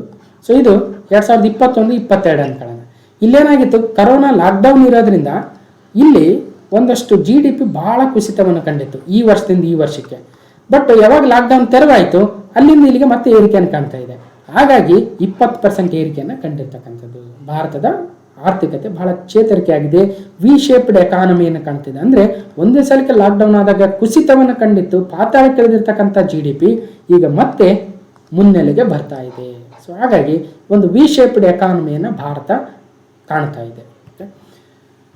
ನೆಕ್ಸ್ಟ್ ಸೆಪ್ಟೆಂಬರ್ 5ರಿಂದ ಶಿಕ್ಷಕ ಪರ್ವ 2021 ಆಚರಣೆ ಮಾಡಿದ್ರು. ಅಂದರೆ ಈ ಒಂದು COVID-19 ಲಾಕ್ಡೌನ್ ಟೈಮಲ್ಲಿ ಶಿಕ್ಷಕರ ಕೊಡುಗೆಗಳನ್ನು, ಅವರ ಸೇವೆಗಳನ್ನು ನೆನಪಿಸೋಕ್ಕೋಸ್ಕರ ಪ್ರಧಾನಮಂತ್ರಿಗಳು ಶಿಕ್ಷಕ ಪರ್ವ 2021 ಆರಂಭಿಸಿದ್ರು. ಸೊ ಆಜಾದಿ ಕಾ ಅಮೃತ್ ಮಹೋತ್ಸವದ ಸಲುವಾಗಿ 5ನೇ ಸೆಪ್ಟೆಂಬರಿಂದ 17ನೇ ಸೆಪ್ಟೆಂಬರ್ವರೆಗೂ ಈ ಒಂದು ಶಿಕ್ಷಕ ಪರ್ವ 2021 ನಡೆದಿತ್ತು. ಓಕೆ, ನೆಕ್ಸ್ಟ್ ವಿಶ್ವ ಸಾಮಾಜಿಕ ಭದ್ರತಾ ವರದಿ 2020ರಿಂದ 2022 ಈ ಒಂದು ವರ್ಲ್ಡ್ ಸೋಷಿಯಲ್ ಪ್ರೊಟೆಕ್ಷನ್ ರಿಪೋರ್ಟ್ ಇದನ್ನು ನೀಡಿರ್ತಕ್ಕಂಥ ಸಂಸ್ಥೆ ಇಂಟರ್ನ್ಯಾಷನಲ್ ಲೇಬರ್ ಆರ್ಗನೈಸೇಷನ್ ಆಗುತ್ತೆ. ಇದರಲ್ಲಿ ಏನು ಹೇಳ್ತಾ ಹೋಗ್ತಾರೆ, ಪ್ರಪಂಚದಲ್ಲಿ ಬಹಳಷ್ಟು 4 ಬಿಲಿಯನ್ ಪೀಪಲ್ಗೆ ಸೋಷಿಯಲ್ ಸೆಕ್ಯೂರಿಟಿನೇ ಇಲ್ಲ. ಈಗ ನಮ್ಮ ಭಾರತದಲ್ಲಿ ತೆಗೆದುಕೊಳ್ಳೋಣ, ಈಗ ನೋಡಿ, ಒಂದು ಗೌರ್ಮೆಂಟ್ ಎಂಪ್ಲಾಯೀಸು ರಿಟೈರ್ಮೆಂಟ್ ಆದರೆ ಅಟ್ಲೀಸ್ಟ್ ಪೆನ್ಷನ್ ಇದೆ 2006ಕ್ಕಿಂತ ಮುಂಚೆ ಜಾಬಲ್ಲಿ ಸೇರಿರ್ತಕ್ಕಂಥವ್ರಿಗೆ. ಅದಾದ ನಂತರ ಹೊಸ ರಿಕ್ರೂಟ್ಮೆಂಟಲ್ಲೂ ಅದು ಕೂಡ ಇಲ್ಲ. ಆದರೆ ನಾರ್ಮಲ್ ಆಗಿ ರೈತರಿಗೆ ಯಾವ ಪೆನ್ಷನ್ ಇದೆ ಅಲ್ವಾ, ಬೇರೆ ಬೇರೆ ಸ್ವಂತ ಉದ್ಯೋಗಗಳನ್ನು ಮಾಡಿರ್ತಕ್ಕಂಥವ್ರಿಗೆ ಯಾವ ಪೆನ್ಷನ್ ಇದೆ. ಹೀಗೆ ಪ್ರಪಂಚದ ಅರ್ಧದಷ್ಟು, ಅಂದರೆ ಈಗ 8 ಬಿಲಿಯನ್ ನಮ್ಮ ಪಾಪ್ಯುಲೇಷನ್ ಇದೆ ಅಂದ್ಕೊಂಡ್ರೆ ಅದರಲ್ಲಿ 4 ಬಿಲಿಯನ್ ಅಂದರೆ 400 ಕೋಟಿ ಜನರಿಗೆ ಅವರ ರಿಟೈರ್ಮೆಂಟ್ ಆದ ನಂತರ ಅಥವಾ ಏಜ್ ಆದ ನಂತರ ಅವ್ರಿಗೆ ಯಾವುದೇ ಒಂದು ಸೋಷಿಯಲ್ ಪ್ರೊಟೆಕ್ಷನ್ ಇಲ್ಲ ಅಂತ ILO ಇಂಟರ್ನ್ಯಾಷನಲ್ ಲೇಬರ್ ಆರ್ಗನೈಸೇಷನ್ ತನ್ನ ಒಂದು ವರದಿಯಲ್ಲಿ ನೀಡಿದೆ. ಹಾಗಾದರೆ ಅಂತಾರಾಷ್ಟ್ರೀಯ ಕಾರ್ಮಿಕ ಸಂಸ್ಥೆ ಇಂಟರ್ನ್ಯಾಷನಲ್ ಲೇಬರ್ ಆರ್ಗನೈಸೇಷನ್ ILO ಎಲ್ಲಿ ಬರುತ್ತೆ? ಸುಮಾರು 100 ವರ್ಷಗಳ ಹಿಂದೆ ಅಂದರೆ 1919ರಲ್ಲಿ ಈ ಒಂದು ILO ಸ್ಥಾಪನೆಯಾಗಿತ್ತು. ಸ್ವಿಟ್ಜರ್ಲೆಂಡ್ನ ಜೆನೆವಾದಲ್ಲಿದೆ ILOದ ಒಂದು ಪ್ರಧಾನ ಕಚೇರಿ. ಅದರ ಒಂದು ಮುಖ್ಯಸ್ಥರಾಗಿ ಗೈ ರೈಡರ್ ಅವರು ಇದ್ದಾರೆ. ILOದ ಲೋಗೋ ಇಲ್ಲಿದೆ. ನೆಕ್ಸ್ಟ್ ಬಯೋಲಾಜಿಕಲ್ ಅಂತಕ್ಕಂಥ ಒಂದು ಕಂಪನಿ, ಇದು ಹೈದರಾಬಾದ್ ಮೂಲದ ಕಂಪನಿ ಆಗುತ್ತೆ. ಅವರು ಒಂದು COVID-19 ವ್ಯಾಕ್ಸಿನ್ ಅನ್ನ ತಯಾರು ಮಾಡಿದ್ದಾರೆ. ಅದರ ಹೆಸರು ಕಾರ್ಬೆವ್ಯಾಕ್ಸ್ ಆಗುತ್ತೆ. ಹಾಗಾದರೆ ಭಾರತದ ಮೊದಲ ದೇಶೀಯ ಲಸಿಕೆ ಯಾವುದಂದ್ರೆ ಭಾರತ್ ಬಯೋಟೆಕ್. ನೋಡಿ, ಭಾರತ್ ಬಯೋಟೆಕ್ ಅವರು ಇದು ಕೂಡ ಹೈದರಾಬಾದ್ ಮೂಲದ ಒಂದು ಕಂಪನಿ ಆಗಿತ್ತು. ಅವರು ತಯಾರಿಸಿರ್ತಕ್ಕಂಥ ಕೋವ್ಯಾಕ್ಸಿನ್ನು ಭಾರತ ದೇಶದ ಮೊದಲ ಒಂದು ದೇಶೀಯ ಲಸಿಕೆ ಆಗಿತ್ತು, ಅದು ಗೊತ್ತಿದೆ ನಮಗೆ. ನಂತರ ಸೆರಮ್ ಇನ್ಸ್ಟಿಟ್ಯೂಟ್ ಆಫ್ ಇಂಡಿಯಾದವರು ಇಂಗ್ಲೆಂಡ್ನ ಆಕ್ಸ್ಫರ್ಡ್ ಮತ್ತು ಆಸ್ಟ್ರಾಜೆನಿಕಾ ಸಂಸ್ಥೆಯವರು ತಯಾರಿಸಿರ್ತಕ್ಕಂಥ ಕೋವಿಶೀಲ್ಡನ್ನು ನಮ್ಮ ದೇಶದಲ್ಲಿ ಮ್ಯಾನುಫ್ಯಾಕ್ಚರ್ ಮಾಡಿ ಲಸಿಕೆಯನ್ನು ಕೊಡ್ತಾ ಹೋದ್ರು, ಅದು ಕೋವಿಶೀಲ್ಡ್ ಆಯಿತು. ಅದಾದ ನಂತರ ಹಲವಾರು ಕಂಪನಿಗಳು, ಅಮೆರಿಕದ ಮೊಡರ್ನಾ ಆಗಿರ್ಬೋದು, ಜಾನ್ಸನ್ ಆಗಿರ್ಬೋದು, ಅಥವಾ ರಷ್ಯಾದ ಒಂದು ಸ್ಪುಟ್ನಿಕ್ V ಆಗಿರ್ಬೋದು, ಇವೆಲ್ಲವೂ ನಮ್ಮ ದೇಶಕ್ಕೆ ವಿವಿಧ ಲಸಿಕೆಗಳು ಬಂದಿದ್ದಾವೆ. ಬಯೋಲಾಜಿಕಲ್ ಕಂಪನಿಯ ಕಾರ್ಬೆವ್ಯಾಕ್ಸ್ ಕೂಡ ಅದರಲ್ಲಿ ಒಂದಾಗುತ್ತೆ. ಸೊ ಅದಕ್ಕೆ ಹೈದರಾಬಾದ್ ಬೇಸ್ಡ್ ಫಾರ್ಮಸ್ಯೂಟಿಕಲ್ ಕಂಪನಿ ಆಗುತ್ತೆ. ಅದಕ್ಕೆ DCGI ಈಗಾಗಲೇ ಅಪ್ರೂವಲ್ ಅನ್ನು ಕೊಟ್ಟಿದೆ ಕಾರ್ಬೆವ್ಯಾಕ್ಸ್ಗೆ. ಹಾಗಾದರೆ ಕಾರ್ಬೆವ್ಯಾಕ್ಸು ಯಾವ ಕಂಪನಿ ತಯಾರು ಮಾಡಿದೆ ಅಂದರೆ ಬಯೋಲಾಜಿಕಲ್ ಕಂಪನಿ ನೆನಪಿಡಬೇಕು. ಕ್ವಶನ್ ನಂಬರ್ 24, ಯೋಶಿಹಿಡೆ ಸುಗಾ ಯಾರು? ಯೋಶಿಹಿಡೆ ಸುಗಾ ಜಪಾನ್ನ ಪ್ರಧಾನಮಂತ್ರಿ ಸ್ಥಾನಕ್ಕೆ ರಾಜೀನಾಮೆಯನ್ನು ಕೊಟ್ಟಿದ್ದಾರೆ. ಅವರ ಸ್ಥಾನದಲ್ಲಿ ಈಗ ಕಿಶಿದಾ ಅಂತ, ನೋಡಿ ಕಿಶಿದಾ, ಮೋಸ್ಟ್ಲಿ ಫುಮಿಯೋ ಕಿಶಿದಾ ಅನ್ಸುತ್ತೆ. ನೋಡೋಣ, ಮುಂದೆ ಒಂದು ಪ್ರಶ್ನೆ ಇದೆ, ಸೊ ಅದರಲ್ಲಿ ಗೊತ್ತಾಗುತ್ತೆ. ಹೆಸರು ಪ್ರನೌನ್ಸ್ ಮಾಡೋಕ್ಕೂ ಕಷ್ಟ. ಒಟ್ಟಿನಲ್ಲಿ ಯೋಶಿಹಿಡೆ ಸುಗಾ ಅವರು ಜಪಾನ್ನ ಪ್ರಧಾನಮಂತ್ರಿಯಾಗಿ ರಾಜೀನಾಮೆಯನ್ನು ಕೊಟ್ಟರು. ಫುಮಿಯೋ ಕಿಶಿದಾ ಅವರು ಹೊಸ ನೂತನ ಜಪಾನ್ನ ಪ್ರಧಾನಮಂತ್ರಿಯಾಗಿ ಪ್ರಮಾಣ ವಚನವನ್ನು ಸ್ವೀಕರಿಸಿದ್ರು. ಅದನ್ನು ಮುಂದೆ ನೋಡ್ತೀವಿ, ಒಂದು ಕ್ವಶನ್ ಇದೆ ಅನ್ಸುತ್ತೆ. Okay, right. ಓಕೆ, ಸೊ ಮುಂದೆ ಹೋಗೋಣ. ಕರ್ನಾಟಕದ ವಿವಿಧ ಪ್ರಮುಖ ಅಣೆಕಟ್ಟುಗಳ ಅಭಿವೃದ್ಧಿಗೆ ಸಾಲ ನೀಡ್ತಾ ಇರ್ತಕ್ಕಂಥ ಸಂಸ್ಥೆ ಯಾವುದು ಅಂದರೆ ವರ್ಲ್ಡ್ ಬ್ಯಾಂಕ್ ಆಗುತ್ತೆ. ಈಗ ನೋಡಿ, ನಮ್ಮ ರಾಜ್ಯದಲ್ಲೇ ಹಲವಾರು ಅಣೆಕಟ್ಟುಗಳಿದ್ದಾವೆ. 58 ಡ್ಯಾಮ್ಗಳ ಅಭಿವೃದ್ಧಿ ಅಥವಾ ರಿಪೇರಿಗೆ ವಿಶ್ವ ಬ್ಯಾಂಕ್ ನೆರವನ್ನು ನೀಡ್ತಾ ಇದೆ. ಅದರಲ್ಲೂ ಆಲ್ಮಟ್ಟಿಗೆ 170 ಕೋಟಿ, ನಾರಾಯಣಪುರಕ್ಕೆ 100 ಕೋಟಿ, ಇಡಕಲ್ಗೆ 112 ಕೋಟಿ, ಭದ್ರಾಕ್ಕೆ 92 ಕೋಟಿ, ಕಬಿನಿಗೆ 64 ಕೋಟಿ, KRSಗೆ 60 ಕೋಟಿ. ಹೀಗೆ ಒಟ್ಟಿನಲ್ಲಿ ನಮ್ಮ ಒಂದು ಅಣೆಕಟ್ಟುಗಳನ್ನು ಅತ್ಯಾಧುನಿಕವಾಗಿ ಮಾಡಬೇಕು, ರಿಪೇರಿ ಮಾಡಬೇಕು, ಅಭಿವೃದ್ಧಿ ಮಾಡಬೇಕು ಅನ್ನೋ ಉದ್ದೇಶಕ್ಕೆ ವಿಶ್ವ ಬ್ಯಾಂಕ್ ನೆರವನ್ನು ನೀಡ್ತಾ ಇದೆ. ಹಾಗಾದರೆ ಕರ್ನಾಟಕದ ಪ್ರಮುಖ ಅಣೆಕಟ್ಟುಗಳು, ಜಲಾಶಯಗಳು ಎಲ್ಲೆಲ್ಲಿ ಬರ್ತವೆ ಅಂತ ಒಂದು ಲಿಸ್ಟ್ ಕೊಟ್ಟಿದ್ದೀನಿ, ನೋಟ್ ಮಾಡ್ಕೊಳ್ಳಿ. ವಾಣಿವಿಲಾಸ ಸಾಗರ ವೇದಾವತಿ ನದಿಗೆ, ಚಿತ್ರದುರ್ಗ ಜಿಲ್ಲೆಯ ಹಿರಿಯೂರು ತಾಲೂಕಿನ ಮಾರಿಕಣಿವೆ ಹತ್ರ, ತುಂಗಾ ಜಲಾಶಯವನ್ನ ಶಿವಮೊಗ್ಗದ ಗಾಜನೂರು ಬಳಿ ತುಂಗಾ ನದಿಗೆ, ತುಂಗಭದ್ರಾ ಅಣೆಕಟ್ಟನ್ನ ವಿಜಯನಗರ ಮತ್ತು ಕೊಪ್ಪಳ ಜಿಲ್ಲೆಯ ಗಡಿಯಲ್ಲಿ ಹೊಸಪೇಟೆ ಹತ್ತಿರ ತುಂಗಭದ್ರಾ ನದಿಗೆ, ಸೂಪಾ ಅಣೆಕಟ್ಟನ್ನ ಗಣೇಶ್ ಗುಡಿ ಹತ್ತಿರ ಅಂದ್ರೆ ಉತ್ತರ ಕನ್ನಡ ಜಿಲ್ಲೆಯ ಜೋಡ ತಾಲೂಕಿನ ಗಣೇಶ್ ಗುಡಿ ಹತ್ತಿರ ಕಾಳಿ ನದಿಗೆ, ಶಾಂತಿ ಸಾಗರ, ರೇಣುಕಾ ಸಾಗರ, ರಾಜ ಲಕಂಗೌಡ ಅಣೆಕಟ್ಟು, ಮಾಣಿ ಜಲಾಶಯ, ಲಿಂಗನಮಕ್ಕಿ ಅಣೆಕಟ್ಟು, ಕೃಷ್ಣರಾಜ ಸಾಗರ, ಅವು ಯಾವ ನದಿಗೆ ಯಾವ ಸ್ಥಳದಲ್ಲಿ ಅಂತ ನೀವೇ ನೋಟ್ ಮಾಡ್ಕೊಳ್ಳಿ. ಯಾಕಂದ್ರೆ ವಿಡಿಯೋ ಲೆಂತ್ ಆಗುತ್ತೆ, ಸೊ ಅದಕ್ಕೆ. ಓಕೆ, ಇನ್ನು ಕೊಡಸಳ್ಳಿ ಅಣೆಕಟ್ಟು, ಕದ್ರಾ, ಕಬಿನಿ, ಹೇಮಾವತಿ, ಆರಂಗಿ, ಚಕ್ರ, ಭದ್ರಾ, ಬಸವಸಾಗರ, ಆಲಮಟ್ಟಿ. ಸೊ ಯಾವ್ಯಾವ ನದಿಗೆ ಯಾವ ಪ್ರದೇಶದಲ್ಲಿ ಅದರ ಸಂಗ್ರಹಣಾ ಸಾಮರ್ಥ್ಯ ಎಷ್ಟು, ಅದರ ಎತ್ತರ ಎಷ್ಟು, ಅದು ಪೂರ್ಣಗೊಂಡ ವರ್ಷ ಎಲ್ಲವನ್ನ ಕ್ಲಿಯರ್ ಆಗಿ ಕೊಟ್ಟಿದ್ದೀನಿ. ಜೊತೆಗೆ ಇದ್ರ ಮೇಲೆ ಸಪ್ರೇಟ್ ಆಗಿರ್ತಕ್ಕಂಥ ವಿಡಿಯೋಗಳನ್ನು ಕೂಡ ಮಾಡಿದ್ದೀನಿ. ಕರ್ನಾಟಕದ ಪ್ರಮುಖ ಅಣೆಕಟ್ಟುಗಳು ಮತ್ತು ಜಲಾಶಯಗಳು ಅಂತ ನೋಡಿರ್ತೀರ ಸಹಿತ. ನೋಡ್ಲಿಲ್ಲ ಅಂದ್ರೆ ಹೋಗಿ ನೋಡಿ, ಬಹಳ ಯೂಸ್ಫುಲ್ ಆಗುತ್ತೆ. ಸೊ ಟೈಮ್ ಇಲ್ಲ ಅಂದ್ರೆ ಏನ್ ಮಾಡೋಕ್ಕಾಗಲ್ಲ, ಓದಲೇಬೇಕು, ಎಫರ್ಟ್ ಹಾಕ್ಲೇಬೇಕು ಅಲ್ವಾ. ಓಕೆ, ಮುಂದೆ ಹೋಗೋಣ. America open tennis grand slam 2021 ಪುರುಷರ ಸಿಂಗಲ್ಸ್ ಅಲ್ಲಿ ರಷ್ಯಾದ ಡ್ಯಾನಿಲ್ ಮೆಡ್ವೆಡೆವ್ ಮತ್ತು ಮಹಿಳೆಯರ ಸಿಂಗಲ್ಸ್ ಅಲ್ಲಿ ಬ್ರಿಟನ್ನಿನ ಎಮ್ಮಾ ರಡುಕಾನು. ನೋಡಿ, ಎಮ್ಮಾ ರಡುಕಾನು, ಡ್ಯಾನಿಲ್ ಮೆಡ್ವೆಡೆವ್. ಅವರು ರಷ್ಯಾದವರು, ಇವರು ಬ್ರಿಟನ್ ಅವರು. US ಓಪನ್ ಅಲ್ಲಿ ಪುರುಷರಲ್ಲಿ ಅವರು, ಮಹಿಳೆಯರಲ್ಲಿ ಇವರು. ಅಷ್ಟು ತಿಳ್ಕೊಂಡ್ರು ಸಾಕು. ಓಕೆ, ಇನ್ನು ಟೆನ್ನಿಸ್ ಗ್ರ್ಯಾಂಡ್ ಸ್ಲಾಮ್ 2021 ಸಂಪೂರ್ಣ ನೋಟವನ್ನ ಕ್ಲಾಸ್ ನಂಬರ್ 34 ಅಲ್ಲಿ ವರ್ಷದಲ್ಲಿ ನಡೆಯುವ ಎಲ್ಲ 4 ಗ್ರ್ಯಾಂಡ್ ಸ್ಲಾಮ್ಗಳನ್ನ 2021 ಆಸ್ಟ್ರೇಲಿಯನ್ ಓಪನ್ ಯಾರು ಗೆದ್ರು, ಪುರುಷರು ಮಹಿಳೆಯರಲ್ಲಿ. ಫ್ರೆಂಚ್ ಓಪನ್ ಯಾರು ಗೆದ್ರು, ಪುರುಷರು ಮಹಿಳೆಯರಲ್ಲಿ. ವಿಂಬಲ್ಡನ್ ಯಾರು ಗೆದ್ರು, ಪುರುಷರು ಮಹಿಳೆಯರಲ್ಲಿ. US ಓಪನ್ ಯಾರು ಗೆದ್ರು, ಪುರುಷರು ಮಹಿಳೆಯರಲ್ಲಿ. ಇವಾಗ ತಾನೇ ನೋಡಿದ್ವಿ. ಸೊ ಇದನ್ನ ಕಂಪ್ಲೀಟ್ ಆಗಿ ನೋಡಿದೀವಿ ಆಲ್ರೆಡಿ ಒಂದು ಸಪ್ರೇಟ್ ವಿಡಿಯೋದಲ್ಲಿ. ಸೊ ಆದ್ರೂ ಸಹಿತ ಒಂದು ಗ್ಲಾನ್ಸ್ ಅನ್ನ ಇಲ್ಲಿ ಕೊಟ್ಟಿದ್ದೀನಿ ನೋಡಿ. ಯಾವ ಗ್ರ್ಯಾಂಡ್ ಸ್ಲಾಮ್, ಆಸ್ಟ್ರೇಲಿಯನ್ ಓಪನ್ ಎಲ್ಲಿ ನಡೆಯುತ್ತೆ, ಆಸ್ಟ್ರೇಲಿಯಾದ ಮೆಲ್ಬೋರ್ನಲ್ಲಿ. ಅದೊಂದು ಮಣ್ಣಿನಂಕಣನ, ಹುಲ್ಲಿನಂಕಣನ, ಹಾರ್ಡ್ ಕೋರ್ಟ್ ಅಂದ್ರೆ ಹಾರ್ಡ್ ಕೋರ್ಟ್. ಯಾವಾಗ ಆರಂಭ ಆಗಿತ್ತು, 1905. ಯಾರು ಗೆದ್ದಿದ್ದಾರೆ ಈ ವರ್ಷ 2021 ನವಾಕ ಜೋಕೋವಿಚ್. ಅವ್ರು ಯಾವ ದೇಶದವರು, ಸರ್ಬಿಯಾ. ಮಹಿಳೆಯರ್ ಸಿಂಗಲ್ಸ್ ಅಲ್ಲಿ ನವಾಮಿ ಒಸಾಕ, ಅವ್ರು ಯಾವ ದೇಶದವರು, ಜಪಾನ್. ಫ್ರೆಂಚ್ ಓಪನ್ ಫ್ರಾನ್ಸ್ನ ಪ್ಯಾರಿಸ್ ಅಲ್ಲಿ ಮಣ್ಣಿನಂಕಣ 1891 ನವಾಕ ಜೋಕೋವಿಚ್, Serbia. ಜಕ್ republic, Barbara ಕ್ರಿಜಿಕೋವಾ. Wimbledon ಇಂಗ್ಲೆಂಡ್ನ London ಅಲ್ಲಿ ನಡೆಯುತ್ತೆ, ಹುಲ್ಲಿನಂಕಣದಲ್ಲಿ ನಡೆಯುತ್ತೆ 1877. ಹಾಗಾಗಿ ಇದು ಅತಿ ಹಳೆಯ ಒಂದು ಗ್ರ್ಯಾಂಡ್ ಸ್ಲಾಮು. ಸರ್ಬಿಯಾದ ನವಾಕ ಜೋಕೋವಿಚ್, ಆಸ್ಟ್ರೇಲಿಯಾದ ಆಶ್ಲೆ ಬಾರ್ಟಿ. US ಓಪನ್ ಅಮೆರಿಕದ ನ್ಯೂಯಾರ್ಕ್ ಅಲ್ಲಿ ನಡೆಯುತ್ತೆ. ಇದೊಂದು ಹಾರ್ಡ್ ಕೋರ್ಟ್. 1881 ಅಲ್ಲಿ ಸ್ಟಾರ್ಟ್ ಆಯಿತು. ರಷ್ಯಾದ ಡ್ಯಾನಿಲ್ ಮೆಡ್ವೆಡೆವ್, ಗ್ರೇಟ್ ಬ್ರಿಟನ್ನ ಎಮ್ಮಾ ರಡುಕಾನು. ಸೊ ಇಷ್ಟು ತಿಳ್ಕೋಬೇಕು. ಇನ್ನು ಅತಿ ಹಳೆಯದು ವಿಂಬಲ್ಡನ್, ಅತಿ ಹೊಸದು ಆಸ್ಟ್ರೇಲಿಯನ್ ಓಪನ್. ವರ್ಷದಲ್ಲಿ AFW ಅಂತ ಇದೇ ಸೀರೀಸ್ ಅಲ್ಲಿ ನಡೀತೇವೆ. ಸೊ ನೆನಪಿಡ್ಬೇಕು. ಓಕೆ, ತುಂಗಭದ್ರಾ ಜಲಾಶಯಕ್ಕೆ ನಿರ್ಮಿಸಲು ಉದ್ದೇಶಿಸಲಾಗಿರ್ತಕ್ಕಂಥ ನವಲಿ ಸಮಾನಾಂತರ ಜಲಾಶಯದ ಯೋಜನಾ ವರದಿ ಸಿದ್ಧವಾಗಿದೆ. ಹಾಗಾದ್ರೆ ನವಲಿ ಸಮಾನಾಂತರ ಜಲಾಶಯವನ್ನ ಯಾವ ಜಲಾಶಯಕ್ಕೆ ಸಮಾನಾಂತರವಾಗಿ ಅಂದ್ರೆ ತುಂಗಭದ್ರಾ ಜಲಾಶಯಕ್ಕೆ. ಯಾಕೆಂದ್ರೆ ತುಂಗಭದ್ರಾ ಜಲಾಶಯದ ಒಟ್ಟು ಕೆಪಾಸಿಟಿ 132 TMC ವಾಟರ್ ಫೀಟ್. ಆದ್ರೆ ಇಲ್ಲೇನಾಗಿದೆ, 32 TMC ವಾಟರ್ ಫೀಟು ಏನು ಮಣ್ಣು ಅಂದ್ರೆ ನಾವೇನಂತವಪ್ಪ,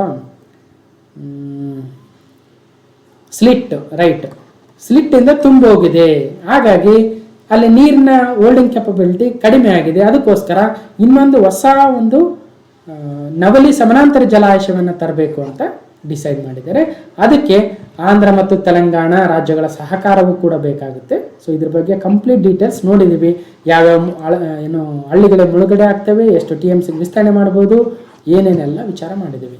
ನೆಕ್ಸ್ಟ್ ಕ್ವಶನ್ ನಂಬರ್ 30. ಉದ್ಯಮ ಸ್ನೇಹಿ ನೀತಿ ಹೂಡಿಕೆಗೆ ಅನುವು ಮತ್ತು ಸೌಕರ್ಯ ಒದಗಿಸುವಲ್ಲಿ ದೇಶದಲ್ಲಿಯೇ ಮೊದಲ ಸ್ಥಾನದಲ್ಲಿರ್ತಕ್ಕಂಥ ಕರ್ನಾಟಕ ಸಂಸ್ಥೆ ಕುಮ್ ಆಗುತ್ತೆ. ಕರ್ನಾಟಕ ಉದ್ಯೋಗ ಮಿತ್ರ. ಇದಕ್ಕೆ ಕೇಂದ್ರ ಸರ್ಕಾರ ಒಂದು ಪ್ರಶಸ್ತಿಯನ್ನ ನೀಡಿದೆ. ಕರ್ನಾಟಕ ಉದ್ಯೋಗ ಮಿತ್ರವನ್ನ ನಂಬರ್ 1 ಅಂತ ಹೇಳಿದೆ. ಅಂದ್ರೆ ನಮ್ಮ ರಾಜ್ಯದಲ್ಲಿ ಬಿಸಿನೆಸ್ ಮಾಡೋದಕ್ಕೆ, ಉದ್ಯಮಗಳನ್ನು ಸ್ಥಾಪನೆ ಮಾಡೋದಕ್ಕೆ ಯಾವ ರೀತಿಯ ಉದ್ಯಮ ಸ್ನೇಹಿ ನೀತಿಗಳನ್ನು, ಹೂಡಿಕೆಗೆ ಅನುವು ಮಾಡ್ತಕ್ಕಂಥ ಕಾನೂನುಗಳನ್ನು ಮತ್ತು ಸೌಕರ್ಯಗಳನ್ನು ನೀಡ್ತಾ ಇದ್ದೀವಿ ಅನ್ನೋದ್ರ ಮೇಲೆ ಇದು ಪ್ರಶಸ್ತಿಯನ್ನು ನೀಡಿರ್ತಕ್ಕಂಥದ್ದು.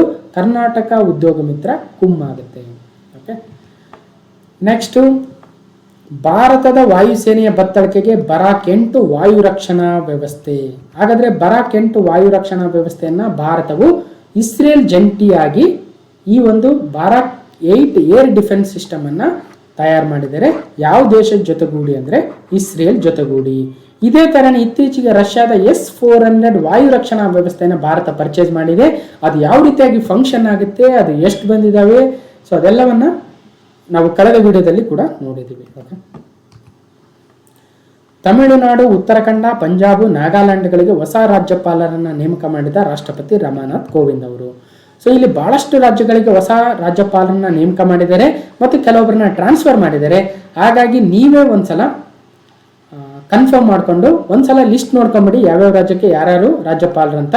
ಇಲ್ಲಿ ಮತ್ತೆ ಕೆಲವೊಂದು ಚೇಂಜಸ್ ಆಗಿರೋದ್ರಿಂದ ನಾ ಇದನ್ನ ಹಳೆ ಇನ್ಫಾರ್ಮೇಶನ್ ಇವಾಗ ಹೇಳಕ್ ಹೋಗಲ್ಲ. ಓಕೆ, ರಾಷ್ಟ್ರೀಯ ಸಾಂಸ್ಥಿಕ ಶ್ರೇಯಾಂಕ ಫ್ರೇಮ್ವರ್ಕ್ ಶ್ರೇಯಾಂಕಗಳು 2021 ನ್ಯಾಷನಲ್ ಇನ್ಸ್ಟಿಟ್ಯೂಷನಲ್ ರ್ಯಾಂಕಿಂಗ್ ಫ್ರೇಮ್ವರ್ಕ್ ಆಗುತ್ತೆ. ಈ ಒಂದು ರ್ಯಾಂಕಿಂಗ್ ಅಲ್ಲಿ ಯಾವ ಒಂದು ಸ್ಥಾನಗಳು ಮೊದಲನೇ ಸ್ಥಾನದಲ್ಲಿದ್ದಾವೆ ನೋಡ್ತಾ ಹೋಗೋಣ.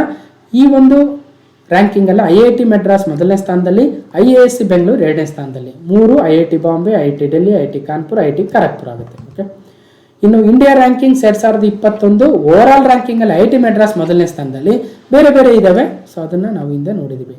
ಈ ರ್ಯಾಂಕಿಂಗ್ ಹೆಸರು ನ್ಯಾಷನಲ್ ಇನ್ಸ್ಟಿಟ್ಯೂಷನಲ್ ರ್ಯಾಂಕಿಂಗ್ ಫ್ರೇಮ್ವರ್ಕ್. ದೇಶದಲ್ಲಿರ್ತಕ್ಕಂಥ ವಿವಿಧ ಸಂಸ್ಥೆಗಳು, ಅದು ಶಿಕ್ಷಣ ಸಂಸ್ಥೆಗಳನ್ನ, ಡೆಂಟಲ್ ಆಗಿರ್ಬೋದು, ರಿಸರ್ಚ್ ಆಗಿರ್ಬೋದು, ಲಾ, ಮೆಡಿಕಲ್ ಎಲ್ಲವುಗಳನ್ನ ಬೇರೆ ರ್ಯಾಂಕಿಂಗ್ ಕೊಟ್ಟಿದ್ದಾರೆ ಮತ್ತು ಓವರ್ ಆಲ್ ರ್ಯಾಂಕಿಂಗ್ ಕೂಡ ಕೊಟ್ಟಿದ್ದಾರೆ.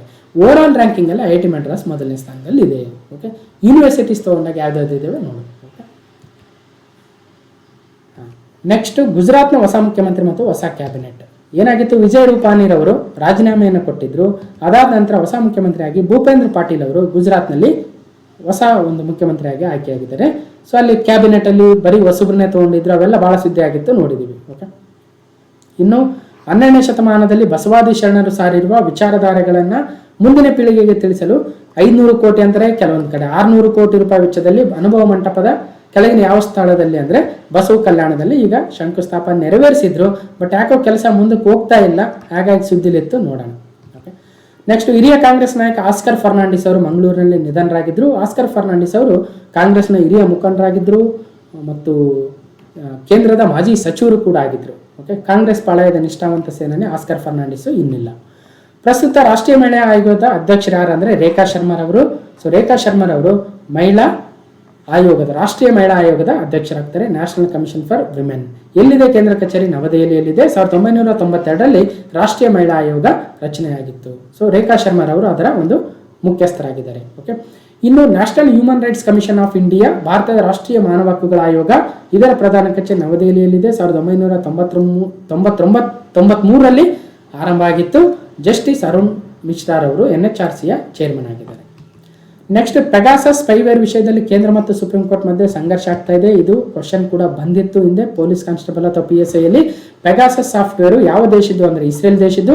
ಇದನ್ನ ಸ್ಥಾಪನೆ ಮಾಡಿರ್ತಕ್ಕಂಥ, ಡೆವಲಪ್ ಮಾಡಿರ್ತಕ್ಕಂಥ ಒಂದು ಸಂಸ್ಥೆ NSO ಆಗುತ್ತೆ. ಇದು ಒಂದು ಸ್ಪೈವೇರ್ ಆಗುತ್ತೆ. ಏನು ಸ್ಪೈವೇರ್ ಅಂದ್ರೆ ನಮ್ಮ ಮೊಬೈಲ್ಗಳಲ್ಲಿ ಇದನ್ನ ಇನ್ಸ್ಟಾಲ್ ಮಾಡಿ ನಾವು ಯಾರಿಗೆ ಮಾತಾಡ್ತೀವಿ, ನಾವೇನು ಇನ್ಫಾರ್ಮೇಶನ್, ನಮ್ಮೆಲ್ಲ ಇನ್ಫಾರ್ಮೇಶನ್ಗಳನ್ನ ಅದು ಕಲೆಕ್ಟ್ ಮಾಡಿ, ಸೊ ಯಾರು ಇನ್ಸ್ಟಾಲ್ ಮಾಡಿಸಿರ್ತಾರೆ ಅವರಿಗೆ ಸೆಂಡ್ ಮಾಡ್ತಕ್ಕಂಥ ಒಂದು ಸಾಫ್ಟ್ವೇರ್ ಆಗುತ್ತೆ ಸ್ಪೈವೇರ್. ಓಕೆ, ಇದ್ರ ಬಗ್ಗೆ ಕೇಂದ್ರ ಸರ್ಕಾರ ಮತ್ತು ಸುಪ್ರೀಂ ಕೋರ್ಟ್ಗಳ ಮಧ್ಯೆ ಸಂಘರ್ಷ ಆಯಿತು. ಸುಪ್ರೀಂ ಕೋರ್ಟ್ ಈಗ ಇದರ ತನಿಖೆಗೆ ಒಬ್ಬ ಮಾಜಿ ನ್ಯಾಯಮೂರ್ತಿಗಳ ನೇತೃತ್ವದಲ್ಲಿ ಒಂದು ಕಮಿಟಿಯನ್ನು ಕೂಡ ಮಾಡಿದ್ದಾರೆ. ಅದನ್ನ ಹಿಂದೆ ಕೂಡ ನೋಡಿದ್ದೀವಿ. ರಾಷ್ಟ್ರೀಯ ಹಿಂದಿ ದಿನ 2021 ಯಾವ ದಿನ ಅಂದರೆ ಸೆಪ್ಟೆಂಬರ್ 14. ನೋಡಿ, ಸೆಪ್ಟೆಂಬರ್ 14 ನ್ಯಾಷನಲ್ ಹಿಂದಿ ಡೇ, ಜನವರಿ 10 ವರ್ಲ್ಡ್ ಹಿಂದಿ ಡೇ ಆಗುತ್ತೆ.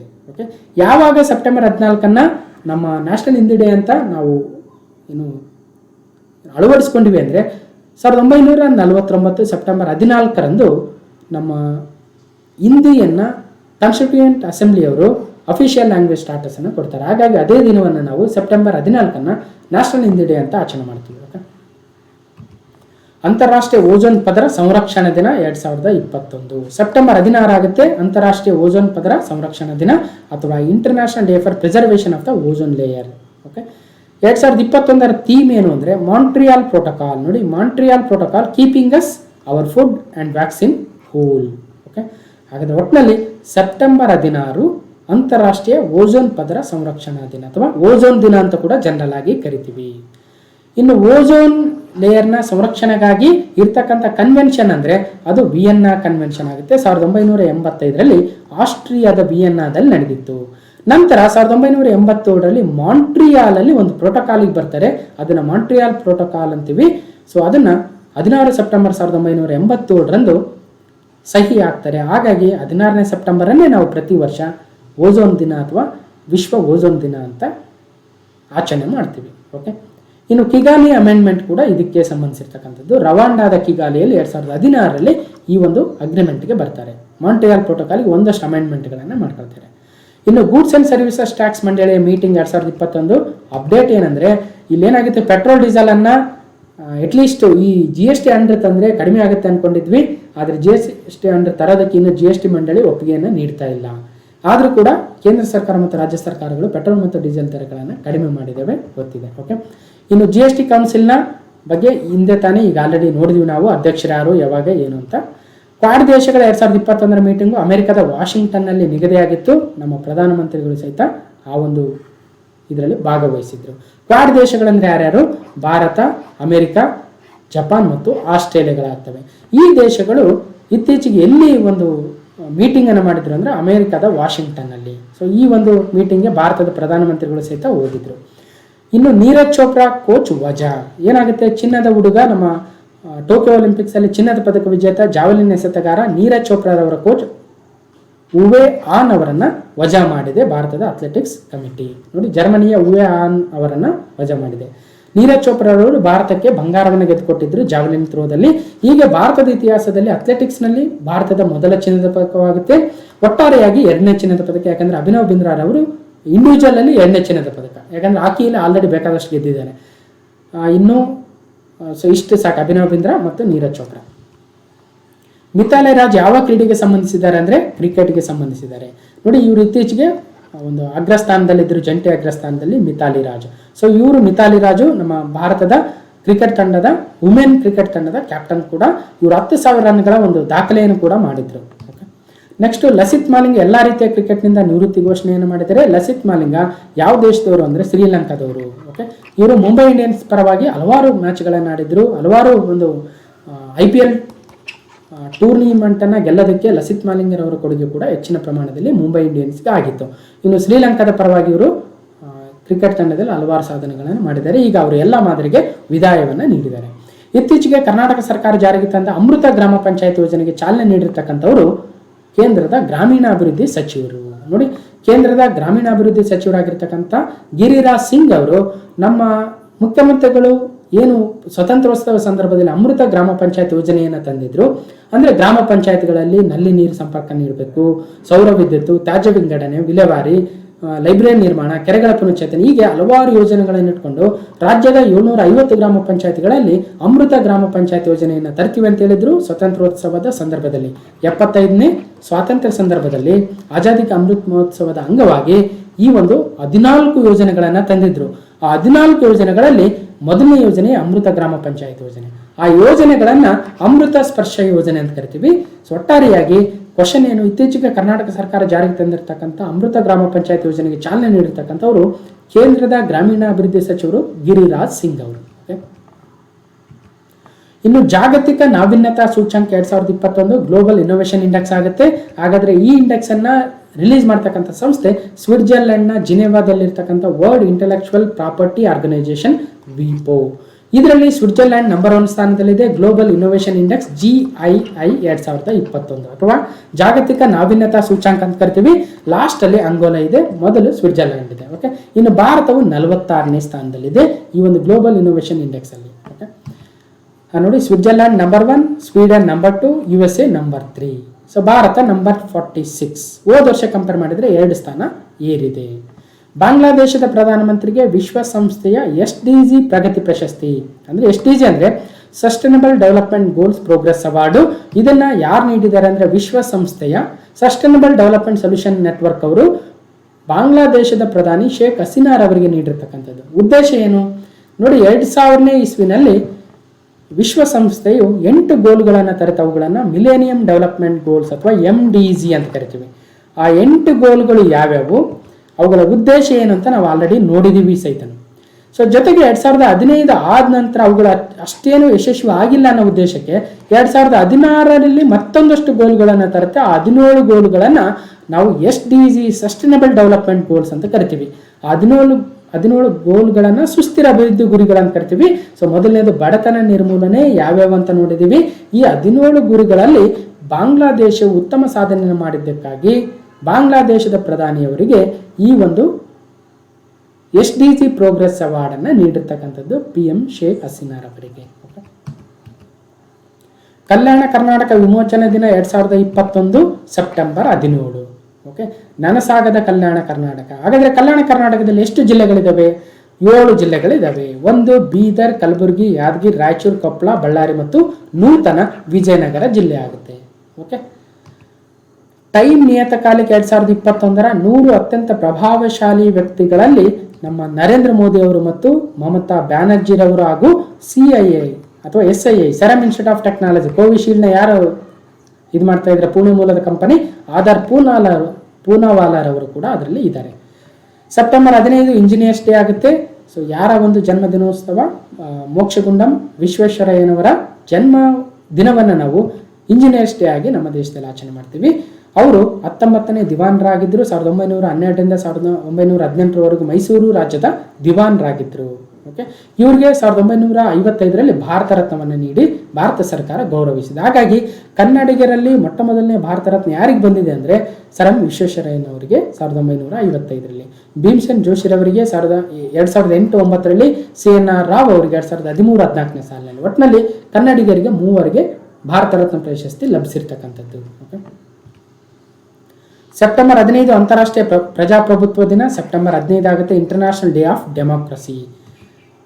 ನೋಡಿ, ಥೀಮ್ ಏನು? Strengthening the democratic resilience in the face of future crisis. Okay, September 15 international day of democracy. ಮತ್ತೆರಡು ಭಾರತೀಯ ಕಡಲ ತೀರಗಳಿಗೆ ಅಂತಾರಾಷ್ಟ್ರೀಯ ನೀಲಿ ಧ್ವಜ ಪ್ರಮಾಣೀಕರಣ ಅಥವಾ ಬ್ಲೂ ಫ್ಲಾಗ್ ಸರ್ಟಿಫಿಕೇಶನ್ ಆಗುತ್ತೆ. ಹಾಗಾದರೆ ಭಾರತದಲ್ಲಿ ಒಟ್ಟು ಬೀಚ್ಗಳ ಸಂಖ್ಯೆ ಎಷ್ಟು ಈ ಥರ ಬ್ಲೂ ಫ್ಲಾಗ್ ಪಡೆದಿರ್ತಕ್ಕಂಥದ್ದು ಅಂದರೆ 8+2 ಒಟ್ಟು 10. ಹಿಂದೆ 8 ಸ್ಥಳಗಳಿಗೆ ಸಿಕ್ಕಿತ್ತು ಬೀಚ್ಗಳಿಗೆ, ಈಗ ಮತ್ತೆರಡು ಅಂದರೆ ಒಟ್ಟು 10 ಆಗುತ್ತೆ. ಹಾಗಾದರೆ ಯಾವ್ಯಾವ 10 ಅಂದರೆ ಈಗ ಸದ್ಯ ಸಿಕ್ಕಿರ್ತಕ್ಕಂಥದ್ದು ತಮಿಳುನಾಡಿನ ಕೋವಲಂ ಬೀಚು ಮತ್ತು ಪುದುಚೇರಿಯ ಈಡನ್ ಬೀಚ್. ಸೊ ಹಿಂದೆ ಯಾವುದಕ್ಕೆ ನೋಡಿ, ಹಿಂದೆ ಒಟ್ಟು 8 ಬೀಚ್ಗಳಿಗೆ: ಗುಜರಾತ್ನ ಶಿವರಾಜ್ಪುರ್, ದೀವ್ನ ಗೋಗ್ಲಾ ಬೀಚ್, ಆಂಧ್ರ ಪ್ರದೇಶದ ಋಷಿಕೊಂಡ ಮತ್ತು ಅಂಡಮಾನ್ ನಿಕೋಬಾರ್ ಐಲ್ಯಾಂಡ್ನ ರಾಧಾನಗರ್, ಕೇರಳದ ಕಪ್ಪಡ್, ಒಡಿಸ್ಸಾದ ಪುರಿಯಲ್ಲಿರುವ ಗೋಲ್ಡನ್ ಬೀಚ್, ನಮ್ಮ ಕರ್ನಾಟಕದ ಕಾಸರಕೋಡು ಮತ್ತು ಕರ್ನಾಟಕದ ಪಡುಬಿದ್ರಿ. ಹೀಗೆ ಒಟ್ಟು 8 ಆಗಿತ್ತು. ಈಗ +2 ಸೇರಿದರೆ ಒಟ್ಟು 10 ಬೀಚ್ಗಳಿಗೆ ನಮ್ಮ ದೇಶದಲ್ಲಿ ಈ ಒಂದು ಬ್ಲೂ ಫ್ಲಾಗ್ ಸರ್ಟಿಫಿಕೇಶನ್ ಸಿಕ್ಕಂಗಾಯಿತು. ಇದನ್ನು ಯಾರು ನೀಡ್ತಾರೆ ಅಂದರೆ ಡೆನ್ಮಾರ್ಕಲ್ಲಿರ್ತಕ್ಕಂಥ ಡೆನ್ಮಾರ್ಕ್ನ ಕೋಪನ್ಹೇಗನ್ನ ಒಂದು ಸಂಸ್ಥೆ ಫೌಂಡೇಶನ್ ಫಾರ್ ಎನ್ವಿರಾನ್ಮೆಂಟ್ ಎಜುಕೇಷನ್ FEEನವರು ಈ ಒಂದು ಬ್ಲೂ ಫ್ಲಾಗ್ ಕೊಡ್ತಾರೆ. ಅಂದರೆ ಕ್ಲೀನ್ ಇರ್ತಕ್ಕಂಥ ಒಂದು ಬೀಚ್ಗಳಾಗ್ತವೆ. ಒಟ್ಟು ಭಾರತದಲ್ಲಿ 10 ಬೀಚ್ಗಳು ಆದವು. ಯಾವ್ಯಾವ ಅಂತ ಇಲ್ಲಿ ನೋಟ್ ಮಾಡ್ಕೊಳ್ಳಿ. ಓಕೆ, ಇನ್ನು ಮುಂದೆ ಈಸ್ ಆಫ್ ಡೂಯಿಂಗ್ ಬಿಸ್ನೆಸ್ ವರದಿಯನ್ನು ಪ್ರಕಟ ಮಾಡೋದನ್ನು ನಿಲ್ಲಿಸ್ತೀವಿ ಅಂತ ವಿಶ್ವ ಬ್ಯಾಂಕ್ ಹೇಳಿದೆ. ಹಾಗಾದರೆ ಈಸ್ ಆಫ್ ಡೂಯಿಂಗ್ ಬಿಸ್ನೆಸ್ ರಿಪೋರ್ಟನ್ನು ಯಾರು ರಿಲೀಸ್ ಮಾಡ್ತಾ ಇದ್ದಾರೆ ಅಂದರೆ ವಿಶ್ವ ಬ್ಯಾಂಕ್, ವರ್ಲ್ಡ್ ಬ್ಯಾಂಕು. ಈಗ ಯಾಕೆ ನಿಲ್ಲಿಸ್ತಾ ಇದ್ದಾರೆ ಅಂದರೆ ಚೀನಾ ದೇಶದವರು ಏನು ಮಾಡಿದ್ದಾರೆ, ಒಂದಷ್ಟು ಡೇಟನ್ನು ಮ್ಯಾನಿಪುಲೇಟ್ ಮಾಡಿ ಲಂಚ ಕೊಟ್ಟು ತಮಗೆ ಬೇಕಾದಂಗೆ ಈ ಒಂದು ಈಸ್ ಆಫ್ ಡೂಯಿಂಗ್ ಬಿಸ್ನೆಸ್ ರಿಪೋರ್ಟ್ನ ಮಾಡ್ಕೊಂಡಿದ್ದಾರೆ. ಈಸ್ ಆಫ್ ಡೂಯಿಂಗ್ ಬಿಸ್ನೆಸ್ ರಿಪೋರ್ಟ್ನ ಕೊಡ್ತಕ್ಕಂಥ ಉದ್ದೇಶ ಏನು? ಒಂದು ದೇಶದಲ್ಲಿ ವ್ಯಾಪಾರ ವಹಿವಾಟುಗಳನ್ನು ಮಾಡಲು ಯಾವ ರೀತಿ ಅನುಕೂಲತೆಗಳಿದ್ದಾವೆ ಅನ್ನೋದನ್ನು ಆ ರಿಪೋರ್ಟಲ್ಲಿ ಹೇಳ್ತಾರೆ. ಈಗೇನು ಮಾಡಿಬಿಟ್ರು, ಚೀನಾದವರು ಬ್ರೈಬ್ ಮಾಡಿ ಲಂಚ ಕೊಟ್ಟು ಒಳ್ಳೆ ರಿಪೋರ್ಟ್ನ ತರಿಸ್ಕೊಂಡ್ಬಿಟ್ರೆ ಅಲ್ಲಿ ಎಲ್ಲ ಕಂಪ್ನಿಗಳು ಹೋಗ್ತವೆ.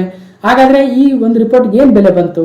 ಸೊ ಅದಕ್ಕೋಸ್ಕರ ವ್ಯಾಪಾರ ಸುಲಭೀಕರಿಸುವ ಶ್ರೇಯಾಂಕ ಈಸ್ ಆಫ್ ಡೂಯಿಂಗ್ ಬಿಸ್ನೆಸ್ ಅನ್ನು 2019-20 ಸಾಲಿನಲ್ಲಿ ಕೊನೆಯ ಬಾರಿ ನೀಡಿದಂಗೆ ಆಯಿತು. ಯಾವುದು? World bank. ವರ್ಲ್ಡ್ ಬ್ಯಾಂಕ್ನ ಪ್ರಧಾನ ಕಚೇರಿ ಯುನೈಟೆಡ್ ಸ್ಟೇಟ್ಸ್ನ ವಾಷಿಂಗ್ಟನ್ DC ಈ ಒಂದು ಹಳೆ ರ್ಯಾಂಕಿಂಗಲ್ಲಿ ನ್ಯೂಜಿಲೆಂಡ್ 1ನೇ ಸ್ಥಾನದಲ್ಲಿ, ಭಾರತ 63ನೇ ಸ್ಥಾನದಲ್ಲಿ ಇತ್ತು. ಇನ್ನು ಮುಂದೆ ನೀಡೋದಿಲ್ಲ ಈ ರ್ಯಾಂಕಿಂಗ್ ಅಂತ ಹೇಳ್ತಾ ಇದ್ದಾರೆ ವರ್ಲ್ಡ್ ಬ್ಯಾಂಕ್ ಅವರು. ಸೊ ಅದು ಅಪ್ಡೇಟ್ ಆಗುತ್ತೆ. ಓಕೆ, ಸೊ ಮುಂದೆ ಹೋಗೋಣ. ಲೋಕಸಭಾ ಟಿವಿ ಮತ್ತು ರಾಜ್ಯಸಭಾ ಟಿವಿ ವಿಲೀನಗೊಳಿಸಿ ಸಂಸತ್ ಟಿವಿಯನ್ನು ಉದ್ಘಾಟನೆ ಮಾಡಿದ್ದಾರೆ. ಯಾರು ಅಂದರೆ ನಮ್ಮ ವೈಸ್ ಪ್ರೆಸಿಡೆಂಟ್ ಆಗಿರ್ತಕ್ಕಂಥ ವೆಂಕಯ್ಯ ನಾಯ್ಡುರವರು, ನೆಕ್ಸ್ಟ್ ಪ್ರಧಾನಮಂತ್ರಿ ನರೇಂದ್ರ ಮೋದಿ ಅವರು ಮತ್ತು ಲೋಕಸಭಾ ಸ್ಪೀಕರು ಓಂ ಬಿರ್ಲಾರವರು. ಓಕೆ, ಇನ್ನು ಮುಂದೆ ಸಂಸತ್ ಟಿವಿ ಅಂತ ಮಾತಾಡಿರುತ್ತೆ, ಲೋಕಸಭಾ ಮತ್ತು ರಾಜ್ಯಸಭಾ ಟಿವಿಗಳು ಇರೋದಿಲ್ಲ. ಅಂತಾರಾಷ್ಟ್ರೀಯ ಶಾಂತಿ ದಿನ, ವಿಶ್ವ ಶಾಂತಿ ದಿನ 2021 ಸೆಪ್ಟೆಂಬರ್ 21 ಆಗುತ್ತೆ. ನೋಡಿ, ಸೆಪ್ಟೆಂಬರ್ 21 ಅಂತಾರಾಷ್ಟ್ರೀಯ ಶಾಂತಿ ದಿನ ಅಥವಾ ವಿಶ್ವ ಶಾಂತಿ ದಿನ. ಥೀಮ್ ಏನು? Recovering better for an equitable and sustainable world. 21 September 2021 international day of piece ಅಥವಾ ವರ್ಲ್ಡ್ ಪೀಸ್ ಡೇ. ರಾಷ್ಟ್ರೀಯ ಅಂತ್ಯೋದಯ ದಿವಸ 2021 ನ್ಯಾಷನಲ್ ಅಂತ್ಯೋದಯ ದಿವಸ ಆಗುತ್ತೆ ಸೆಪ್ಟೆಂಬರ್ 25. ಯಾಕಂದರೆ ಭಾರತೀಯ ಜನಸಂಘದ ಧುರೀಣ ಪಂಡಿತ್ ದೀನ್ ದಯಾಳ್ ಉಪಾಧ್ಯಾಯರವರ ಜನ್ಮ ದಿನಾಚರಣೆ ಅಂಗವಾಗಿ ನಮ್ಮ ದೇಶದಲ್ಲಿ ನಾವು ರಾಷ್ಟ್ರೀಯ ಅಂತ್ಯೋದಯ ದಿವಸ ಅಂತ ಆಚರಣೆ ಮಾಡ್ತೀವಿ. ವಿಶ್ವ ಪ್ರವಾಸೋದ್ಯಮ ದಿನ, ವರ್ಲ್ಡ್ ಟೂರಿಸಂ ಡೇ 2021 ಸೆಪ್ಟೆಂಬರ್ 27 ಆಗುತ್ತೆ. ನೋಡಿ, ಸೆಪ್ಟೆಂಬರ್ 27 ವಿಶ್ವ ಪ್ರವಾಸೋದ್ಯಮ ದಿನ. Theme 2021 tourism for inclusive growth ಆಗುತ್ತೆ. ಕೇಂದ್ರ ಸರ್ಕಾರ ಪ್ರಾಯೋಜಿತ ಹೊಸ ಯೋಜನೆ PM ಆತ್ಮನಿರ್ಭರ್ ಭಾರತ್ ಸ್ವಸ್ಥ ಭಾರತ್ ಆಗುತ್ತೆ. PM ಆತ್ಮನಿರ್ಭರ್ ಸ್ವಾಸ್ಥ್ಯ ಭಾರತ್ ಯೋಜನೆಗೆ ಕ್ಯಾಬಿನೆಟ್ ಒಪ್ಪಿಗೆಯನ್ನು ಕೊಟ್ಟಿತ್ತು. ಒಟ್ಟು 64,000 ಕೋಟಿ ರೂಪಾಯಿಗಳ ಒಂದು ಯೋಜನೆ ಆಗಿತ್ತು. ಈ ಯೋಜನೆಯಲ್ಲಿ ಹಲವಾರು ಒಂದು ಫೆಸಿಲಿಟಿಗಳನ್ನು ತರ್ತೀವಿ ನಮ್ಮ ದೇಶದಲ್ಲಿ ಅಂತ ಹೇಳಿದರೆ ಒಟ್ಟಾರೆಯಾಗಿ PM ಆತ್ಮನಿರ್ಭರ್ ಸ್ವಾಸ್ಥ್ಯ ಭಾರತ್ ಯೋಜನೆ 64,000 ಕೋಟಿ ರೂಪಾಯಿಗಳು. ಅಂದರೆ ಹಳ್ಳಿಗಳಲ್ಲಿ ಆರೋಗ್ಯ ಕೇಂದ್ರಗಳನ್ನು, ಕೆಲವೊಂದು ಲ್ಯಾಬ್ಗಳನ್ನು, ಕೆಲವೊಂದು ಸೆಂಟ್ರ್ಗಳನ್ನು ತರ್ತೀವಿ ಅಂತ ಹೇಳ್ತಾ ಇದ್ದಾರೆ. T20 ಕ್ರಿಕೆಟ್ ನಾಯಕತ್ವಕ್ಕೆ ವಿರಾಟ್ ಕೊಹ್ಲಿ ವಿದಾಯವನ್ನು ಹೇಳಿದ್ರು. ಅಂದರೆ ಈ UAE ನಡೆದಿರ್ತಕ್ಕಂಥ ವರ್ಲ್ಡ್ ಕಪ್ ಏನು ನಡೆದಿತ್ತು, T20 ವರ್ಲ್ಡ್ ಕಪ್, ಅದಾದ ನಂತರ ರಾಜೀನಾಮೆಯನ್ನು ಕೊಟ್ಟಿದ್ದಾರೆ. ಸೊ ಅದಕ್ಕೆ ತಕ್ಕಂತೆ ಈಗ ರೋಹಿತ್ ಶರ್ಮಾರವರು ಭಾರತದ ನೂತನ T20 ನಾಯಕತ್ವ ವಹಿಸಿಕೊಂಡಿದ್ದಾರೆ. ಬ್ಯಾಡ್ ಬ್ಯಾಂಕಿಗೆ 30,600 ಕೋಟಿ ರೂಪಾಯಿಗಳನ್ನು ಕೇಂದ್ರ ಖಾತರಿಪಡಿಸಿದೆ. ಬ್ಯಾಡ್ ಬ್ಯಾಂಕ್ ಅಂದ್ರೆ ಏನು ಅಂದರೆ, ಸೊ ಬ್ಯಾಡ್ ಬ್ಯಾಂಕ್ ಅಂತಕ್ಕಂಥದ್ದು ಒಂದು ಅಸೆಟ್ ರೀಕನ್ಸ್ಟ್ರಕ್ಷನ್ ಕಂಪನಿ ಆಗುತ್ತೆ. ಇದನ್ನು NARCL ಅಂತ ಕರಿತೀವಿ, national asset reconstruction company limited ಅಂತ. ಈಗೇನಾಗುತ್ತೆ, ಸಾಲ ಪಡೆದಿರ್ತಕ್ಕಂಥವ್ರು ಸೆಕ್ಯೂರಿಟಿಗಳನ್ನು ಇಟ್ಟಿರ್ತಾರೆ. ಆ ಸೆಕ್ಯೂರಿಟಿಗಳನ್ನು ಇಟ್ಕೊಂಡು ಬ್ಯಾಂಕ್ ಏನು ಮಾಡಬೇಕು, ಹಣ ಇದ್ರೆ ವ್ಯವಹಾರಗಳನ್ನು ಮಾಡ್ಬೋದಾಗಿತ್ತು. ಈ ಸೆಕ್ಯೂರಿಟಿಗಳನ್ನು ಈ NARCLಗೆ ಅಥವಾ ಅಸೆಟ್ ರೀಕನ್ಸ್ಟ್ರಕ್ಷನ್ ಕಂಪನಿ ಕೊಟ್ಟು ಕ್ಯಾಶ್ ಇಸ್ಕೊಂಡು ಅವ್ರು ವ್ಯವಹಾರಗಳನ್ನು ಮಾಡ್ತಾರೆ. ಆ ಅಸೆಟ್ಗಳನ್ನು ಮತ್ತೆ ಕ್ಯಾಶಿಗೆ ಕನ್ವರ್ಟ್ ಮಾಡ್ತಕ್ಕಂಥ ಕೆಲಸವನ್ನು NARCL ಮಾಡುತ್ತೆ. ಹಾಗಾದ್ರೆ NARCL ಅಂದ್ರೆ ಏನು ನೋಡಿ, ನ್ಯಾಷನಲ್ ಅಸೆಟ್ ರೀಕನ್ಸ್ಟ್ರಕ್ಷನ್ ಕಂಪನಿ ಆಗುತ್ತೆ. ಓಕೆ, ಇದಕ್ಕೆ 30,600 ಕೋಟಿ ರೂಪಾಯಿಗಳನ್ನು ಕೇಂದ್ರ ಸರ್ಕಾರ ಈಗ ಖಾತ್ರಿಯಾಗಿ ನೀಡ್ತಾ ಇದೆ. ನೆಕ್ಸ್ಟ್ 132 ನಗರಗಳಲ್ಲಿ ವಾಯು ಮಾಲಿನ್ಯವನ್ನು ನಿಯಂತ್ರಿಸಲು ಪ್ರಾಣ ಪೋರ್ಟಲ್ ಅನ್ನ ಕೇಂದ್ರ ಸರ್ಕಾರ ತಂದಿದೆ. ಅದರಲ್ಲೂ ಕೇಂದ್ರದ ಪರಿಸರ ಖಾತೆ ಸಚಿವರು ಭೂಪೇಂದ್ರ ಯಾದವ್ ಅವರು ಇದನ್ನು ಉದ್ಘಾಟನೆ ಮಾಡಿದ್ದಾರೆ. ಯಾವ ಪೋರ್ಟಲ್ ಅಂದ್ರೆ ಪ್ರಾಣ ಪೋರ್ಟಲ್. ಯಾವ ಉದ್ದೇಶಕ್ಕಾಗಿ? ದೇಶದ 132 ನಗರಗಳಲ್ಲಿ ವಾಯು ಮಾಲಿನ್ಯವನ್ನು ನಿಯಂತ್ರಿಸಬೇಕು ಅಂತ. ಬಟ್ ಇದೇನು ಅಷ್ಟು ಸಕ್ಸಸ್ಫುಲ್ ಆಗ್ತಾ ಇಲ್ಲ. ಯಾಕಂದ್ರೆ ಇತ್ತೀಚೆಗೆ ಡೆಲ್ಲಿಯಲ್ಲಿ ಅಥವಾ ಆ ಸುತ್ತಮುತ್ತಲ ನಗರಗಳಲ್ಲಿ ಎಷ್ಟೊಂದು ವಾಯು ಮಾಲಿನ್ಯ ಆಗಿತ್ತು ದೀಪಾವಳಿ ಸಂದರ್ಭದಲ್ಲಿ ಅನ್ನೋದು ಗೊತ್ತಿದೆ. ಓಕೆ, ಒಟ್ಟಿನಲ್ಲಿ ಪ್ರಾಣ ಪೋರ್ಟಲ್ ಯಾವುದಕ್ಕೆ ಅಂದ್ರೆ ವಾಯು ಮಾಲಿನ್ಯವನ್ನು ತಡೆಗಟ್ಟೋದಕ್ಕೆ. 13ನೇ ಬ್ರಿಕ್ಸ್ ಶೃಂಗಸಭೆ 2021 ನಮ್ಮ ದೇಶದ ಪ್ರಧಾನಿ ನರೇಂದ್ರ ಮೋದಿ ಅವರು 13ನೇ ಬ್ರಿಕ್ಸ್ ಸಮಿತಿಯ ಅಧ್ಯಕ್ಷತೆಯನ್ನು ವಹಿಸಿದ್ರು. ನೋಡಿ, ಬ್ರಿಕ್ಸ್ ಅಂದ್ರೆ ಏನು? ರಷ್ಯಾ, ಭಾರತ, ಚೀನಾ ಮತ್ತು ದಕ್ಷಿಣ ಆಫ್ರಿಕಾ ಹಾಗೂ ಬ್ರಾಜಿಲ್ ದೇಶಗಳ ಒಂದು ಸಂಘಟನೆ ಆಗುತ್ತೆ. ಇದು 2009ರಲ್ಲಿ ಸ್ಥಾಪನೆಯಾಗಿತ್ತು. ನಂತರ 2020ರ 12ನೇ ಶೃಂಗಸಭೆ ಎಲ್ಲಿ ನಡೆದಿತ್ತು ಅಂದ್ರೆ ರಷ್ಯಾದ ಸೇಂಟ್ ಪೀಟರ್ಬರ್ಗ್ ಅಲ್ಲಿ. ಈಗ 2021ರಲ್ಲಿ ಭಾರತದ ನವದೆಹಲಿಯಲ್ಲಿ ವರ್ಚುವಲ್ ಮೋಡ್ ಅಲ್ಲಿ ಈ ಒಂದು 13ನೇ ಶೃಂಗಸಭೆ ನಡೆದಿರ್ತಕ್ಕಂಥದ್ದು. ಹಾಗಾದ್ರೆ ಭಾರತ ಹೋಸ್ಟ್ ಮಾಡ್ತಕ್ಕಂಥ ಇದು 3ನೇ ಶೃಂಗಸಭೆ ಆಗುತ್ತೆ. 2012ರಲ್ಲಿ ಮೊದಲನೇ ಬಾರಿಗೆ, 2016ರಲ್ಲಿ 2ನೇ ಬಾರಿಗೆ, ಈಗ 2021ರಲ್ಲಿ 13ನೇ ಬ್ರಿಕ್ಸ್ ಶೃಂಗಸಭೆಯನ್ನು ಆಯೋಜಿಸುವ ಮೂಲಕ ಭಾರತವು 3ನೇ ಬ್ರಿಕ್ಸ್ ಶೃಂಗಸಭೆಯನ್ನು ಆಯೋಜಿಸಿದಂತಾಯಿತು. ಇನ್ನು ಬ್ರಿಕ್ಸ್ ದೇಶಗಳು ಯಾವ್ಯಾವ ಅಂದ್ರೆ Brazil, Russia, India, China, south Africa. ಇನ್ನು ಆಯಾ ದೇಶಗಳ ಮುಖ್ಯಸ್ಥರು ಯಾರ್ಯಾರಿದ್ದಾರೆ ಕೂಡ ನಮಗೆ ಗೊತ್ತಿದೆ. ದೇಶದ 36,000 ಹಳ್ಳಿಗಳಲ್ಲಿ ಪ್ರಧಾನಮಂತ್ರಿ ಆದರ್ಶ ಗ್ರಾಮ ಯೋಜನೆಯನ್ನು ತರ್ತೀವಂತ ಕೇಂದ್ರದ ಬುಡಕಟ್ಟು ವ್ಯವಹಾರಗಳ ಸಚಿವರಾಗಿರ್ತಕ್ಕಂಥ ಅರ್ಜುನ್ ಮುಂಡಾರ್ ಅವರು ಹೇಳಿದ್ದಾರೆ. ಅದರಲ್ಲೂ ಕೆಲವೊಂದು ಬುಡಕಟ್ಟು ರಾಜ್ಯಗಳಲ್ಲಿ ಹೆಚ್ಚಿನ ಒಂದು ಬುಡಕಟ್ಟು ಹಳ್ಳಿಗಳೇನಿದ್ದಾವೆ, ಬುಡಕಟ್ಟು ಜನರು ವಾಸ ಮಾಡ್ತಕ್ಕಂಥ ಟ್ರೈಬಲ್ ಪೀಪಲ್, ಅವುಗಳನ್ನು ಒಂದು ಆದರ್ಶ ಗ್ರಾಮ ಯೋಜನೆಯಡಿ ತಂದು ಸೊ ಅಲ್ಲಿರ್ತಕ್ಕಂಥ ವ್ಯವಸ್ಥೆಗಳನ್ನು ಇಂಪ್ರೂವ್ ಮಾಡ್ತಕ್ಕಂಥ ವ್ಯವಸ್ಥೆ ಆಗುತ್ತೆ ಪ್ರಧಾನಮಂತ್ರಿ ಆದರ್ಶ ಗ್ರಾಮ ಯೋಜನೆ. ನೋಡಿ, ಓಕೆ. ಸೊ ನೆಕ್ಸ್ಟ್ ಸಗಟು ದರ ಸೂಚ್ಯಂಕದ ಹಣದುಬ್ಬರ ಆಗಸ್ಟ್ ತಿಂಗಳದಾಗುತ್ತೆ. ನಮಗೆ ಆಗಸ್ಟ್ ತಿಂಗಳು ಬೇಕಾಗಿಲ್ಲ, ಯಾಕಂದ್ರೆ ಇತ್ತೀಚಿನ ಅಪ್ಡೇಟನ್ನು ಸೊ ಮೊನ್ನೆ ಕರೆಂಟ್ ಅಫೇರ್ಸ್ ಅಲ್ಲಿ ಹೇಳಿದ್ದೀನಿ, ನೋಡ್ಬೋದು. ಒಟ್ಟಾರೆಯಾಗಿ ಸಗಟು ದರ ಸೂಚ್ಯಂಕವನ್ನ ರಿಲೀಸ್ ಮಾಡ್ತಕ್ಕಂಥ ಇಲಾಖೆ ಯಾವುದು ಅಂದ್ರೆ ಕೇಂದ್ರದ ಕಾಮರ್ಸ್ ಅಂಡ್ ಇಂಡಸ್ಟ್ರಿ ಮಿನಿಸ್ಟ್ರಿ, ಅಂದ್ರೆ ಕೇಂದ್ರದ ವಾಣಿಜ್ಯ ಮತ್ತು ಕೈಗಾರಿಕಾ ಸಚಿವಾಲಯವಾಗುತ್ತೆ.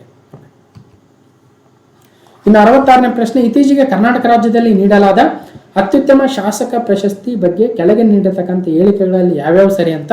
ಇಲ್ಲಿ ಮತ್ತೆ ನಾನು ಆ ಹೇಳಿಕೆಗಳನ್ನು ಹೇಳಿ ಅದರಲ್ಲಿ ಸರಿ ಯಾವುದು ತಪ್ಪು ಯಾವುದು ಹೇಳ್ಕೊಂತ ಹೋದ್ರೆ ಬಹಳ ಟೈಮ್ ಹಿಡಿಯುತ್ತೆ. ಆನ್ಸರ್ ಹೇಳ್ತೀನಿ, 1 ಮತ್ತು 2 ಸರಿ. ಒಂದನೇದು ಯಾಕೆ ಸರಿ ಅಂದ್ರೆ ಕರ್ನಾಟಕದಲ್ಲಿ ಮಂತ್ರಿಗಳನ್ನು ಹೊರತುಪಡಿಸಿ ಕೇವಲ ಶಾಸಕರಿಗೆ ಈ ಒಂದು ಅತ್ಯುತ್ತಮ ಶಾಸಕ ಪ್ರಶಸ್ತಿ ನೀಡ್ತಾರೆ, ಒಳ್ಳೆಯದು. ಇದೇ ಮೊದಲ ಬಾರಿಗೆ ಈ ಪ್ರಶಸ್ತಿಯನ್ನು ನೀಡ್ತಾ ಇದ್ದಾರೆ, ಹೌದು. ಆದರೆ ಈ ಪ್ರಶಸ್ತಿಯನ್ನ ಮಾಜಿ ಮುಖ್ಯಮಂತ್ರಿ ಯಡಿಯೂರಪ್ಪನವರಿಗೆ ರಾಜ್ಯಸಭೆಯ ಅಧ್ಯಕ್ಷರಾಗಿರ್ತಕ್ಕಂಥ ವೆಂಕಯ್ಯ ನಾಯ್ಡು ಅವರು ನೀಡಿಲ್ಲ, ಬದಲಾಗಿ ಲೋಕಸಭಾ ಸ್ಪೀಕರ್ ಆಗಿರ್ತಕ್ಕಂಥ ಓಂ ಬಿರ್ಲಾರವರು ನೀಡಿದ್ದಾರೆ. ಒಟ್ಟಾರೆಯಾಗಿ ಅತ್ಯುತ್ತಮ ಶಾಸಕ ಪ್ರಶಸ್ತಿಯನ್ನ ನಮ್ಮ ಒಂದು ವಿಧಾನಮಂಡಲ ಇದೇ ಮೊದಲನೇ ಬಾರಿಗೆ ನೀಡ್ತಾ ಇದೆ. ಅದರಲ್ಲಿ ಮೊದಲನೇ ಬಾರಿಗೆ ಯಡಿಯೂರಪ್ಪನವರು ಇದಕ್ಕೆ ಭಾಜನರಾಗಿದ್ದಾರೆ. ಓಕೆ, ಲೋಕಸಭಾ ಸ್ಪೀಕರ್ ಓಂ ಬಿರ್ಲಾರವರು ಬಂದಿದ್ರು ಅನ್ನೋದು ಕೂಡ ನೆನಪಿದೆ. ಕ್ವಾಡ್ ಶೃಂಗಸಭೆ 2021, ಕ್ವಾಡ್ ಲೀಡರ್ ಸಮಿಟ್ 2021. ಕ್ವಾಡ್ ಅಂದ್ರೆ ಇವಾಗ ತಾನೇ ನೋಡಿದ್ವಿ ಯಾರ್ಯಾರು ಯಾವ್ಯಾವ ದೇಶಗಳು ಅಂತ. ಇಲ್ಲಿ ಇಂಪಾರ್ಟೆಂಟ್ ಕ್ವಾಡ್ ದೇಶಗಳು ಭಾಗವಹಿಸ್ತಕ್ಕಂಥ ಒಂದು ನೌಕಾ ಸಮರಾಭ್ಯಾಸ ಯಾವುದು ಅಂದ್ರೆ ಮಲ್ಬಾರ್ ಆಗುತ್ತೆ. ಇತ್ತೀಚೆಗೆ ನೋಡಿ ಅಮೆರಿಕಕ್ಕೆ ಒಳಪಟ್ಟಿರ್ತಕ್ಕಂಥ ಗುವಾಮ್ ದ್ವೀಪದಲ್ಲಿ 2021ರಲ್ಲಿ ಈ ಒಂದು 25ನೇ ಆವೃತ್ತಿ ನಡೆದಿತ್ತು. ಓಕೆ, ಇನ್ನು ಇತ್ತೀಚೆಗೆ ನಡೆದ ವಿಶ್ವಸಂಸ್ಥೆಯ 2021ರ ಸಾಮಾನ್ಯ ಸಭೆಯ ಮಹಾ ಅಧಿವೇಶನದ ಬಗ್ಗೆ ಹೇಳೋದಾದ್ರೆ ನೋಡಿ 3 ಹೇಳಿಕೆಗಳು ಸರಿಯಾಗ್ತವೆ. ಇದು ವಿಶ್ವಸಂಸ್ಥೆಯ ಪ್ರಧಾನ ಕಚೇರಿ ಇರ್ತಕ್ಕಂಥ ಅಮೆರಿಕದ ನ್ಯೂಯಾರ್ಕಲ್ಲಿ ನಡೆದಿತ್ತು. ಹೌದು, ಇದು ಸಾಮಾನ್ಯ ಸಭೆಯ 76ನೇ ಅಧಿವೇಶನವಾಗಿತ್ತು. ಅಂದರೆ ಯುನೈಟೆಡ್ ನೇಷನ್ಸ್ ಜನರಲ್ ಅಸೆಂಬ್ಲಿಯ 76th ಮೀಟಿಂಗ್ ಆಗಿತ್ತು. ಹೌದು, ಇತ್ತೀಚೆಗೆ ವಿಶ್ವಸಂಸ್ಥೆಯ ಸಾಮಾನ್ಯ ಸಭೆಯ ನೂತನ ಅಧ್ಯಕ್ಷರಾಗಿ ಮಾಲ್ಡೀವ್ಸ್ನ ವಿದೇಶಾಂಗ ಸಚಿವರಾಗಿರ್ತಕ್ಕಂಥ ಅಬ್ದುಲ್ಲಾ ಶಹೀದ್ ಅವರು ಆಯ್ಕೆಯಾಗಿದ್ದರು. ಹೌದು, ಇವೆಲ್ಲವೂ ಕೂಡ ಅಪ್ಡೇಟ್ಗಳಾಗ್ತವೆ. ಓಕೆ, ಇನ್ನು ಪ್ರಧಾನಮಂತ್ರಿಗಳು ಸಹಿತ ಇದರಲ್ಲಿ ಭಾಗವಹಿಸಿದ್ರು. ಇನ್ನು UNGA ಪ್ರೆಸಿಡೆಂಟ್ ಯಾರು ಅಂದರೆ Abdul Shahid, UN secretary general Antonio Guterres. ಇದು ಎಷ್ಟನೇ UNGA ಮೀಟಿಂಗ್ ಅಂದರೆ 76th. ಇನ್ನು ವಿಶ್ವಸಂಸ್ಥೆ 1945 24 ಅಕ್ಟೋಬರ್ ಅಂದು ಸ್ಥಾಪನೆಯಾಗಿತ್ತು. ನ್ಯೂಯಾರ್ಕ್ ಸಿಟಿಯಲ್ಲಿ ಅದರ ಪ್ರಧಾನ ಕಚೇರಿ ಇದೆ. ಆಂಟೋನಿಯೋ ಗುಟೆರೆಸ್ ಅವರು ಇತ್ತೀಚೆಗೆ ಮತ್ತೆ ಇನ್ನೊಂದು ಅವಧಿಗೂ ಕೂಡ ಅದರ ಒಂದು ಸೆಕ್ರೆಟರಿ ಜನರಲ್ ಆಗಿ ಆಯ್ಕೆಯಾಗಿದ್ದಾರೆ. ಹೊಸ ದಾಖಲೆ ಬರೆದ ಭಾರತದ ಷೇರುಪೇಟೆಯ ಸಂವೇದಿ ಸೂಚ್ಯಂಕಗಳು. ಸೊ ಇತ್ತೀಚೆಗೆ ಒಳ್ಳೆ ದಾಖಲೆಗಳನ್ನು ಮಾಡ್ತಾ ಇದ್ದೇವೆ. BSc ಮತ್ತು NSCಗಳು. NSC ಅಂದ್ರೇನು, BSc ಅಂದ್ರೇನು, ಸೊ ಅವುಗಳಲ್ಲಿ ಯಾವ್ಯಾವ ಇಂಡೆಕ್ಸ್ ಇರ್ತವೆ, ಆ ಇಂಡೆಕ್ಸ್ಗಳು ಯಾವಾಗ ಆರಂಭವಾದವು, ಯಾವಾಗ ಅದರ ಪ್ರಧಾನ ಕಚೇರಿಗಳು ಎಲ್ಲಿದ್ದಾವೆ, ಮತ್ತು ನಿಫ್ಟಿ ಅಂದರೆ ಏನು, ಅದರಲ್ಲಿ ಎಷ್ಟು ಕಂಪ್ನಿ ಇದ್ದಾವೆ, 50 ಕಂಪನಿ. ಸೆನ್ಸೆಕ್ಸ್ ಅಂದ್ರೇನು, ಅದರಲ್ಲಿ ಎಷ್ಟು ಕಂಪ್ನಿ ಇದ್ದಾವೆ, 30 ಕಂಪನಿ. ಅದೆಲ್ಲವನ್ನು ಕೂಡ ಹಿಂದೆ ನೋಡಿದ್ದೀವಿ. ಇನ್ನು 70ನೇ ಪ್ರಶ್ನೆ, ಗುಲಾಬ್ ಚಂಡಮಾರುತವು ಅರೇಬಿಯನ್ ಸಮುದ್ರದಲ್ಲಿ ಶಾಹೀನ್ ಚಂಡಮಾರುತವಾಗಿ ಬದಲು. ಸೊ ಇತ್ತೀಚೆಗೆ ಚಂಡಮಾರುತಗಳು ಯಾವ್ಯಾವ ಬಂದವು ಅನ್ನೋದು ಕೂಡ ಅಪ್ಡೇಟ್ ಇರಬೇಕು. ಸೊ ಒಟ್ಟಾರೆಯಾಗಿ ಚಂಡಮಾರುತಗಳು ಯಾವ್ಯಾವ ಇದ್ವು ಅಂದರೆ ನೋಡಿ, ಇತ್ತೀಚೆಗೆ ನಿಸರ್ಗ ಬಂದಿತ್ತು, ಗತಿ, ನಿವಾರ್, ಬುರೇವಿ, ತೌಕ್ತೆ, ಯಾಸ್, ಗುಲಾಬ್, ಶಾಹೀನ್. ಇನ್ನು ಮುಂದೆ ಕೂಡ ಇಲ್ಲಿದವರು ಈ ಹೆಸರುಗಳನ್ನು ಕೊಡ್ತಾ ಹೋಗ್ತಾರೆ. ಸೊ ಒಟ್ಟಾರೆಯಾಗಿ ವಿಶ್ವ ಹವಾಮಾನ ಸಂಸ್ಥೆ ಒಟ್ಟು 187 ಸದಸ್ಯ ರಾಷ್ಟ್ರಗಳನ್ನು ಒಳಗೊಂಡಿದೆ. ಅದರಲ್ಲಿ 6 ಪ್ರಾದೇಶಿಕ ಒಂದು ಕಚೇರಿಗಳನ್ನು ಕೂಡ ಒಳಗೊಂಡಿದೆ. ಅದರಲ್ಲಿ ನಮ್ಮ ನ್ಯೂ ಡೆಲ್ಲಿಲಿ ಕೂಡ ಒಂದು ಪ್ರಾದೇಶಿಕ ಹವಾಮಾನ ಕೇಂದ್ರ ಇದೆ. ಅದು ನಮ್ಮ ದೇಶದ ಒಟ್ಟು 13 ದೇಶಗಳು ಇದರ ಭಾಗವಾಗಿದ್ದಾವೆ. ನಮ್ಮ ದೇಶದ ಸುತ್ತಲೂ ಅಂದರೆ ಅರೇಬಿಯನ್ ಸಮುದ್ರ, ಬಂಗಾಳ ಕೊಲ್ಲಿ ಅಥವಾ ಹಿಂದೂ ಮಹಾಸಾಗರದಲ್ಲಿ ಹುಟ್ಕೊಳ್ತಕ್ಕಂಥ ಚಂಡಮಾರುತಗಳಿಗೆ ಈ ಒಂದು ಕೇಂದ್ರ ಹೆಸರನ್ನು ಕೊಡ್ತಾ ಹೋಗುತ್ತೆ. ಇನ್ನು ಕ್ವಶನ್ ನಂಬರ್ 71 ನೋಡಿ, ಶಾಂತಿ ಸ್ವರೂಪ್ ಭಟ್ನಾಗರ್ ಪ್ರಶಸ್ತಿ. ಸೊ ಇತ್ತೀಚೆಗೆ ಕೇಳಿದ್ರು ಶಾಂತಿ ಸ್ವರೂಪ್ ಭಟ್ನಾಗರ್ ಪ್ರಶಸ್ತಿ ಯಾವ ಕ್ಷೇತ್ರಕ್ಕೆ ನೀಡ್ತಾರೆ ಅಂತ. ಸೊ ಹಾಗಾಗಿ ನೋಡ್ತಾ ಹೋಗೋಣ. ಸೊ ಇದೇನು ಇಂಪಾರ್ಟೆಂಟ್ ಅಲ್ಲ, ಒಟ್ಟಿನಲ್ಲಿ ಶಾಂತಿ ಸ್ವರೂಪ್ ಭಟ್ನಾಗರ್ ಪ್ರಶಸ್ತಿಗಳನ್ನು biological sciences, chemical sciences, general ಆಗಿ ಸೈನ್ಸ್ ಆ್ಯಂಡ್ ಟೆಕ್ನಾಲಜಿ ಅಂತಿಟ್ರು. ಓಕೆ ನೋಡಿ, ಸೈನ್ಸ್ ಆ್ಯಂಡ್ ಟೆಕ್ನಾಲಜಿ 2021 ಯಾರ್ಯಾರಿಗೆ ಬಂದಿತ್ತು ಅಂದರೆ, ಸೊ ಅವ್ರ ಹೆಸರುಗಳನ್ನು ಸಹಿತ ಇಲ್ಲಿ ಕೊಟ್ಟಿದ್ದೀನಿ. ಸೊ ಅದರಲ್ಲೂ ನಮ್ಮ ಬೆಂಗಳೂರಿನ ಕೆಲವೊಂದು ಶೈಕ್ಷಣಿಕ ಸಂಸ್ಥೆಗಳಲ್ಲಿ ಕೆಲಸ ಮಾಡ್ತಕ್ಕಂಥ ಪ್ರೊಫೆಸರ್ಗಳಿಗೆ ಬಂದಿದೆ. ಡಾಕ್ಟರ್ ಕನಿಷ್ಕಾ ಬಿಸ್ವಾಸ್ ಅವರು, ಅಥವಾ ನೋಡಿ ಡಾಕ್ಟರ್ T ಗೋವಿಂದರಾಜ್ ಅವರು. ಸೊ ಇವರು ಬೆಂಗಳೂರಲ್ಲಿ ಕೆಲಸ ಮಾಡ್ತಕ್ಕಂಥವ್ರು, ಹಾಗಾಗಿ ಇವ್ರ ಹೆಸರನ್ನಾದ್ರೆ ನೆನ್ಪಿಡಿ. ಒಟ್ಟಾರೆಯಾಗಿ ಪ್ರಶ್ನೆ ಏನು ಕೇಳಿದ್ರು ಅಂದರೆ, ಶಾಂತಿ ಸ್ವರೂಪ್ ಭಟ್ನಾಗರ್ ಪ್ರಶಸ್ತಿಗಳನ್ನು ಯಾವ ಕ್ಷೇತ್ರದ ಸಾಧನೆಗಾಗಿ ನೀಡ್ತಾರೆ ಅಂತ ಕೇಳಿದ್ರು, ಸೈನ್ಸ್ ಆ್ಯಂಡ್ ಟೆಕ್ನಾಲಜಿ. ಓಕೆ, ಇನ್ನು ಶಾಂತಿ ಸ್ವರೂಪ್ ಭಟ್ನಾಗರ್ ಯಾರು ಅಂತ ಕೇಳಿದರೆ, ಇವರು ನಮ್ಮ council of scientific and industrial research ಅಂತ CSIR ಅಂತ ಒಂದು ಇನ್ಸ್ಟಿಟ್ಯೂಟ್ ಇದೆ, ಒಂದು ಆರ್ಗನೈಸೇಷನ್. ಅದರ ಮೊದಲ ಡೈರೆಕ್ಟ್ರು ಅಥವಾ ಫೌಂಡರ್ ಡೈರೆಕ್ಟರ್ ಆಗ್ತಾರೆ ಇವರೊಬ್ಬ ಸೈಂಟಿಸ್ಟು, ಶಾಂತಿ ಸ್ವರೂಪ್ ಭಟ್ನಾಗರ್ ಅವರು. ಓಕೆ, ಸೊ ಹಾಗಾಗಿ ಅವರ ಹೆಸರಲ್ಲಿನೇ ಈ ಒಂದು ಸೈನ್ಸ್ ಆ್ಯಂಡ್ ಟೆಕ್ನಾಲಜಿ, ವಿಜ್ಞಾನ ಮತ್ತು ತಂತ್ರಜ್ಞಾನದಲ್ಲಿ ಒಂದು ಅತ್ಯುತ್ತಮ ಸಾಧನೆ ಮಾಡಿರ್ತಕ್ಕಂಥವ್ರಿಗೆ ಕೇಂದ್ರ ಸರ್ಕಾರ ಶಾಂತಿ ಸ್ವರೂಪ್ ಭಟ್ನಾಗರ್ ಪ್ರಶಸ್ತಿಯನ್ನು ನೀಡ್ತಾ ಬರ್ತಾ ಇದೆ. ಓಕೆ, 72ನೇ ಪ್ರಶ್ನೆ, ದಾಖಲೆಯ 100ನೇ ಕಾರ್ ರೇಸ್ ಗೆದ್ದ ಲೇವಿಸ್ ಹ್ಯಾಮಿಲ್ಟನ್. ಸೊ ಲೇವಿಸ್ ಹ್ಯಾಮಿಲ್ಟನ್ ಅವರು ಯಾವ ಕ್ರೀಡೆಗೆ ಅಂದರೆ ಫಾರ್ಮುಲಾ 1 ಕಾರ್ ರೇಸರ್ ಆಗ್ತಾರೆ. ಸೊ ಇವರು 100ನೇ ಕಾರ್ ರೇಸನ್ನು ಗೆದ್ದಿದ್ದಾರೆ. ಮೈಕಲ್ ಶೂಮಾಕರ್ ಅವರು 91. ಹಾಗಾದರೆ ಅತಿ ಹೆಚ್ಚು ಯಾರು ಅಂದರೆ ಲೇವಿಸ್ ಹ್ಯಾಮಿಲ್ಟನ್ ಅವರು. ಓಕೆ, ಸೊ ನೆಕ್ಸ್ಟ್, ಭಾರತದ ಜೋಜಿಲೋ ಸುರಂಗ ಅಥವಾ ಜೋಜಿಲೋ ಟನೆಲ್ ಅಥವಾ ಜೋಜಿಲೋ ಪಾಸ್ ಅಂತ ಏನು ಕರಿತೀವಿ, ಅದು ಏಷ್ಯಾದಲ್ಲಿ ಅತಿ ಉದ್ದದ ಮತ್ತು ಅತಿ ಎತ್ತರದ ಒಂದು ಟನೆಲ್ ಆಗಿ ಈಗ ಸುರಂಗವಾಗಿ ಖ್ಯಾತಿಯನ್ನು ಪಡೆದಿದೆ. ಓಕೆ, ಜೋಜಿಲೋ ಏಷ್ಯಾದ ಅತಿ ಎತ್ತರದ ಮತ್ತು ಅತಿ ಉದ್ದದ ಸುರಂಗವಾಗುತ್ತೆ. ಹಾಗಾದರೆ ಎಲ್ಲಿಂದ ಎಲ್ಲಿವರೆಗಿದೆ, ಸೊ ಅದನ್ನು ಎಲ್ಲಿ ನಿರ್ಮಾಣ ಮಾಡಿದ್ದಾರೆ, ಸೊ ಅದೆಲ್ಲವನ್ನು ಹಿಂದೆ ನೋಡಿದ್ದೀವಿ ಕೂಡ. ಒಂದು ಗ್ಲಾನ್ಸ್ ಮಾಡ್ಕೊಳ್ಳೋಣ. ಲೇಯಿಂದ ಕಾರ್ಗಿಲ್ ಮುಖಾಂತರ ಶ್ರೀನಗರದವರೆಗೂ ಸುಮಾರು 14.2 ಕಿಲೋಮೀಟರ್ ಟನೆಲನ್ನು, ಒಂದು ಸುರಂಗ ಮಾರ್ಗವನ್ನು ಕೊರೆದಿದ್ದಾರೆ. ಸೊ ಅದು ಈಗ ವಿಶ್ವದ ಅಥವಾ ಏಷ್ಯಾದ ಅತಿ ಎತ್ತರದ ಮತ್ತು ಏಷ್ಯಾದ ಅತಿ ಉದ್ದದ ಸುರಂಗವಾಗಿ ಜೋಜಿಲಾ ಪಾಸು ಈಗ ಫೇಮಸ್ ಆಗಿದೆ. ಓಕೆ, ನೆಕ್ಸ್ಟು, 2021ನೇ ಸಾಲಿನ ಮೈಸೂರು ದಸರಾ ಉತ್ಸವದ ಉದ್ಘಾಟಕರಾಗಿ ಯಾರು ಆಯ್ಕೆ ಆಗಿದ್ರು ಅಂದರೆ SM ಕೃಷ್ಣರವರು. ಓಕೆ, ನೆಕ್ಸ್ಟ್ ಮಧ್ಯಾಹ್ನದ ಬಿಸಿಯೂಟದ ಯೋಜನೆ ಹೆಸರು ಬದಲಾವಣೆ, ಇನ್ನು ಮುಂದೆ PM ಪೋಷಣ್ ಯೋಜನೆ ಅಂತ ಕರಿತೀವಿ.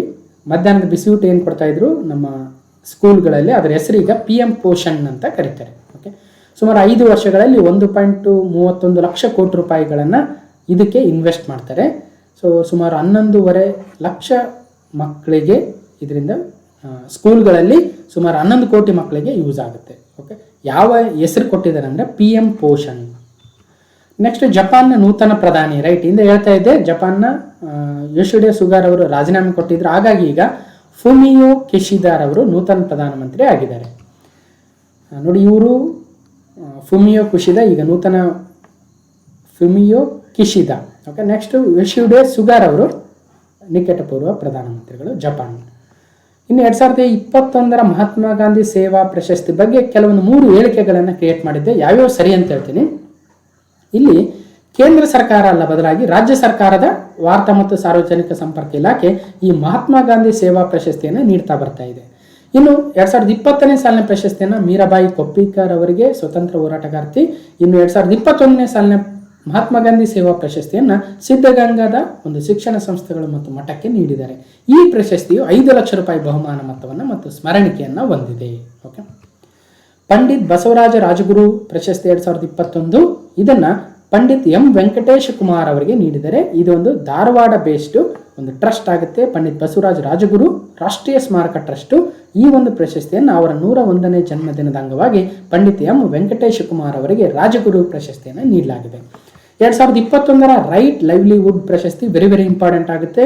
ಇದನ್ನ ಒಂದು ಆಲ್ಟರ್ನೇಟಿವ್ ನೊಬೆಲ್ ಅಂತಾನೆ ಕರಿತೀವಿ, ಪರ್ಯಾಯ ನೊಬೆಲ್ ಅಂತಾನೆ ಕರಿತೀವಿ, ರೈಟ್ ಲೈವ್ಲಿಹುಡ್ ಪ್ರಶಸ್ತಿ. ಇದು ಭಾರತದ ಒಂದು NGOಗೆ, ನಾನ್ ಗವರ್ನಮೆಂಟಲ್ ಆರ್ಗನೈಸೇಷನ್ಗೆ ಬಂದಿದೆ. ಅಂದರೆ legal initiative for forest and environment life ಅಂತಕ್ಕಂಥ ಒಂದು ಆರ್ಗನೈಸೇಷನ್. ಇದು ಡೆಲ್ಲಿ ಬೇಸ್ಡ್ ಆರ್ಗನೈಸೇಷನ್ ಆಗುತ್ತೆ. ಓಕೆ, ಇದ್ರ ಜೊತೆಗೆ ನೋಡಿ, legal initiative for forest and environment life India ಈ ಒಂದು NGO ಜೊತೆಗೆ ಕೆನಾಡಿಯನ್ ಇಂಡಿಜಿನಿಯಸ್ ರೈಟ್ಸ್ ಡಿಫೆಂಡರ್ ಫ್ರೆಡಾ ಯೂಸನ್ ಇವರು. ಇನ್ನು ರಷ್ಯಾದ ಪರಿಸರವಾದಿ ವ್ಲಾಡಿಮಿರ್ ಸ್ಲಿವಿಯಾಕ್. ನೆಕ್ಸ್ಟ್ ಕ್ಯಾಮರೂನಿನ ಮಹಿಳಾ ಒಂದು ಹ್ಯೂಮನ್ ರೈಟ್ಸ್ ಆಕ್ಟಿವಿಸ್ಟು ಮಾರ್ತೆ ವಾಂಡು. ಇವರೆಲ್ಲರಿಗೂ 2021ನೇ ಸಾಲಿನ ಆಲ್ಟರ್ನೇಟಿವ್ ನೊಬೆಲ್, ಪರ್ಯಾಯ ನೊಬೆಲ್ ಎಂದೇ ಪ್ರಸಿದ್ಧಿಯಾಗಿರುವ ರೈಟ್ ಲೈವ್ಲಿಹುಡ್. ಏಷ್ಯಾದ ನೊಬೆಲ್ ಬೇರೆ, ಆಕ್ಚುಯಲ್ ನೊಬೆಲ್ ಬೇರೆ ಮತ್ತು ಆಲ್ಟರ್ನೇಟಿವ್ ನೊಬೆಲ್ ಬೇರೆ ನೆನ್ಪಿಡಬೇಕು. ಓಕೆ, ವಿಶ್ವ ಹೃದಯ ದಿನ, world art day September 2021 September 29 ವಿಶ್ವ ಹೃದಯ ದಿನವಾಗುತ್ತೆ. ಓಕೆ, ಸೊ ಇನ್ನು ಪುನೀತ್ ರಾಜ್ಕುಮಾರ್ ಅವರು ಹೃದಯಾಘಾತದಿಂದ ನಿಧನರಾದಾಗ ನಮಗೆ ಹೃದಯದ ಇಂಪಾರ್ಟೆನ್ಸ್ ಎಷ್ಟು ಅಂತ ಗೊತ್ತಾಯಿತು.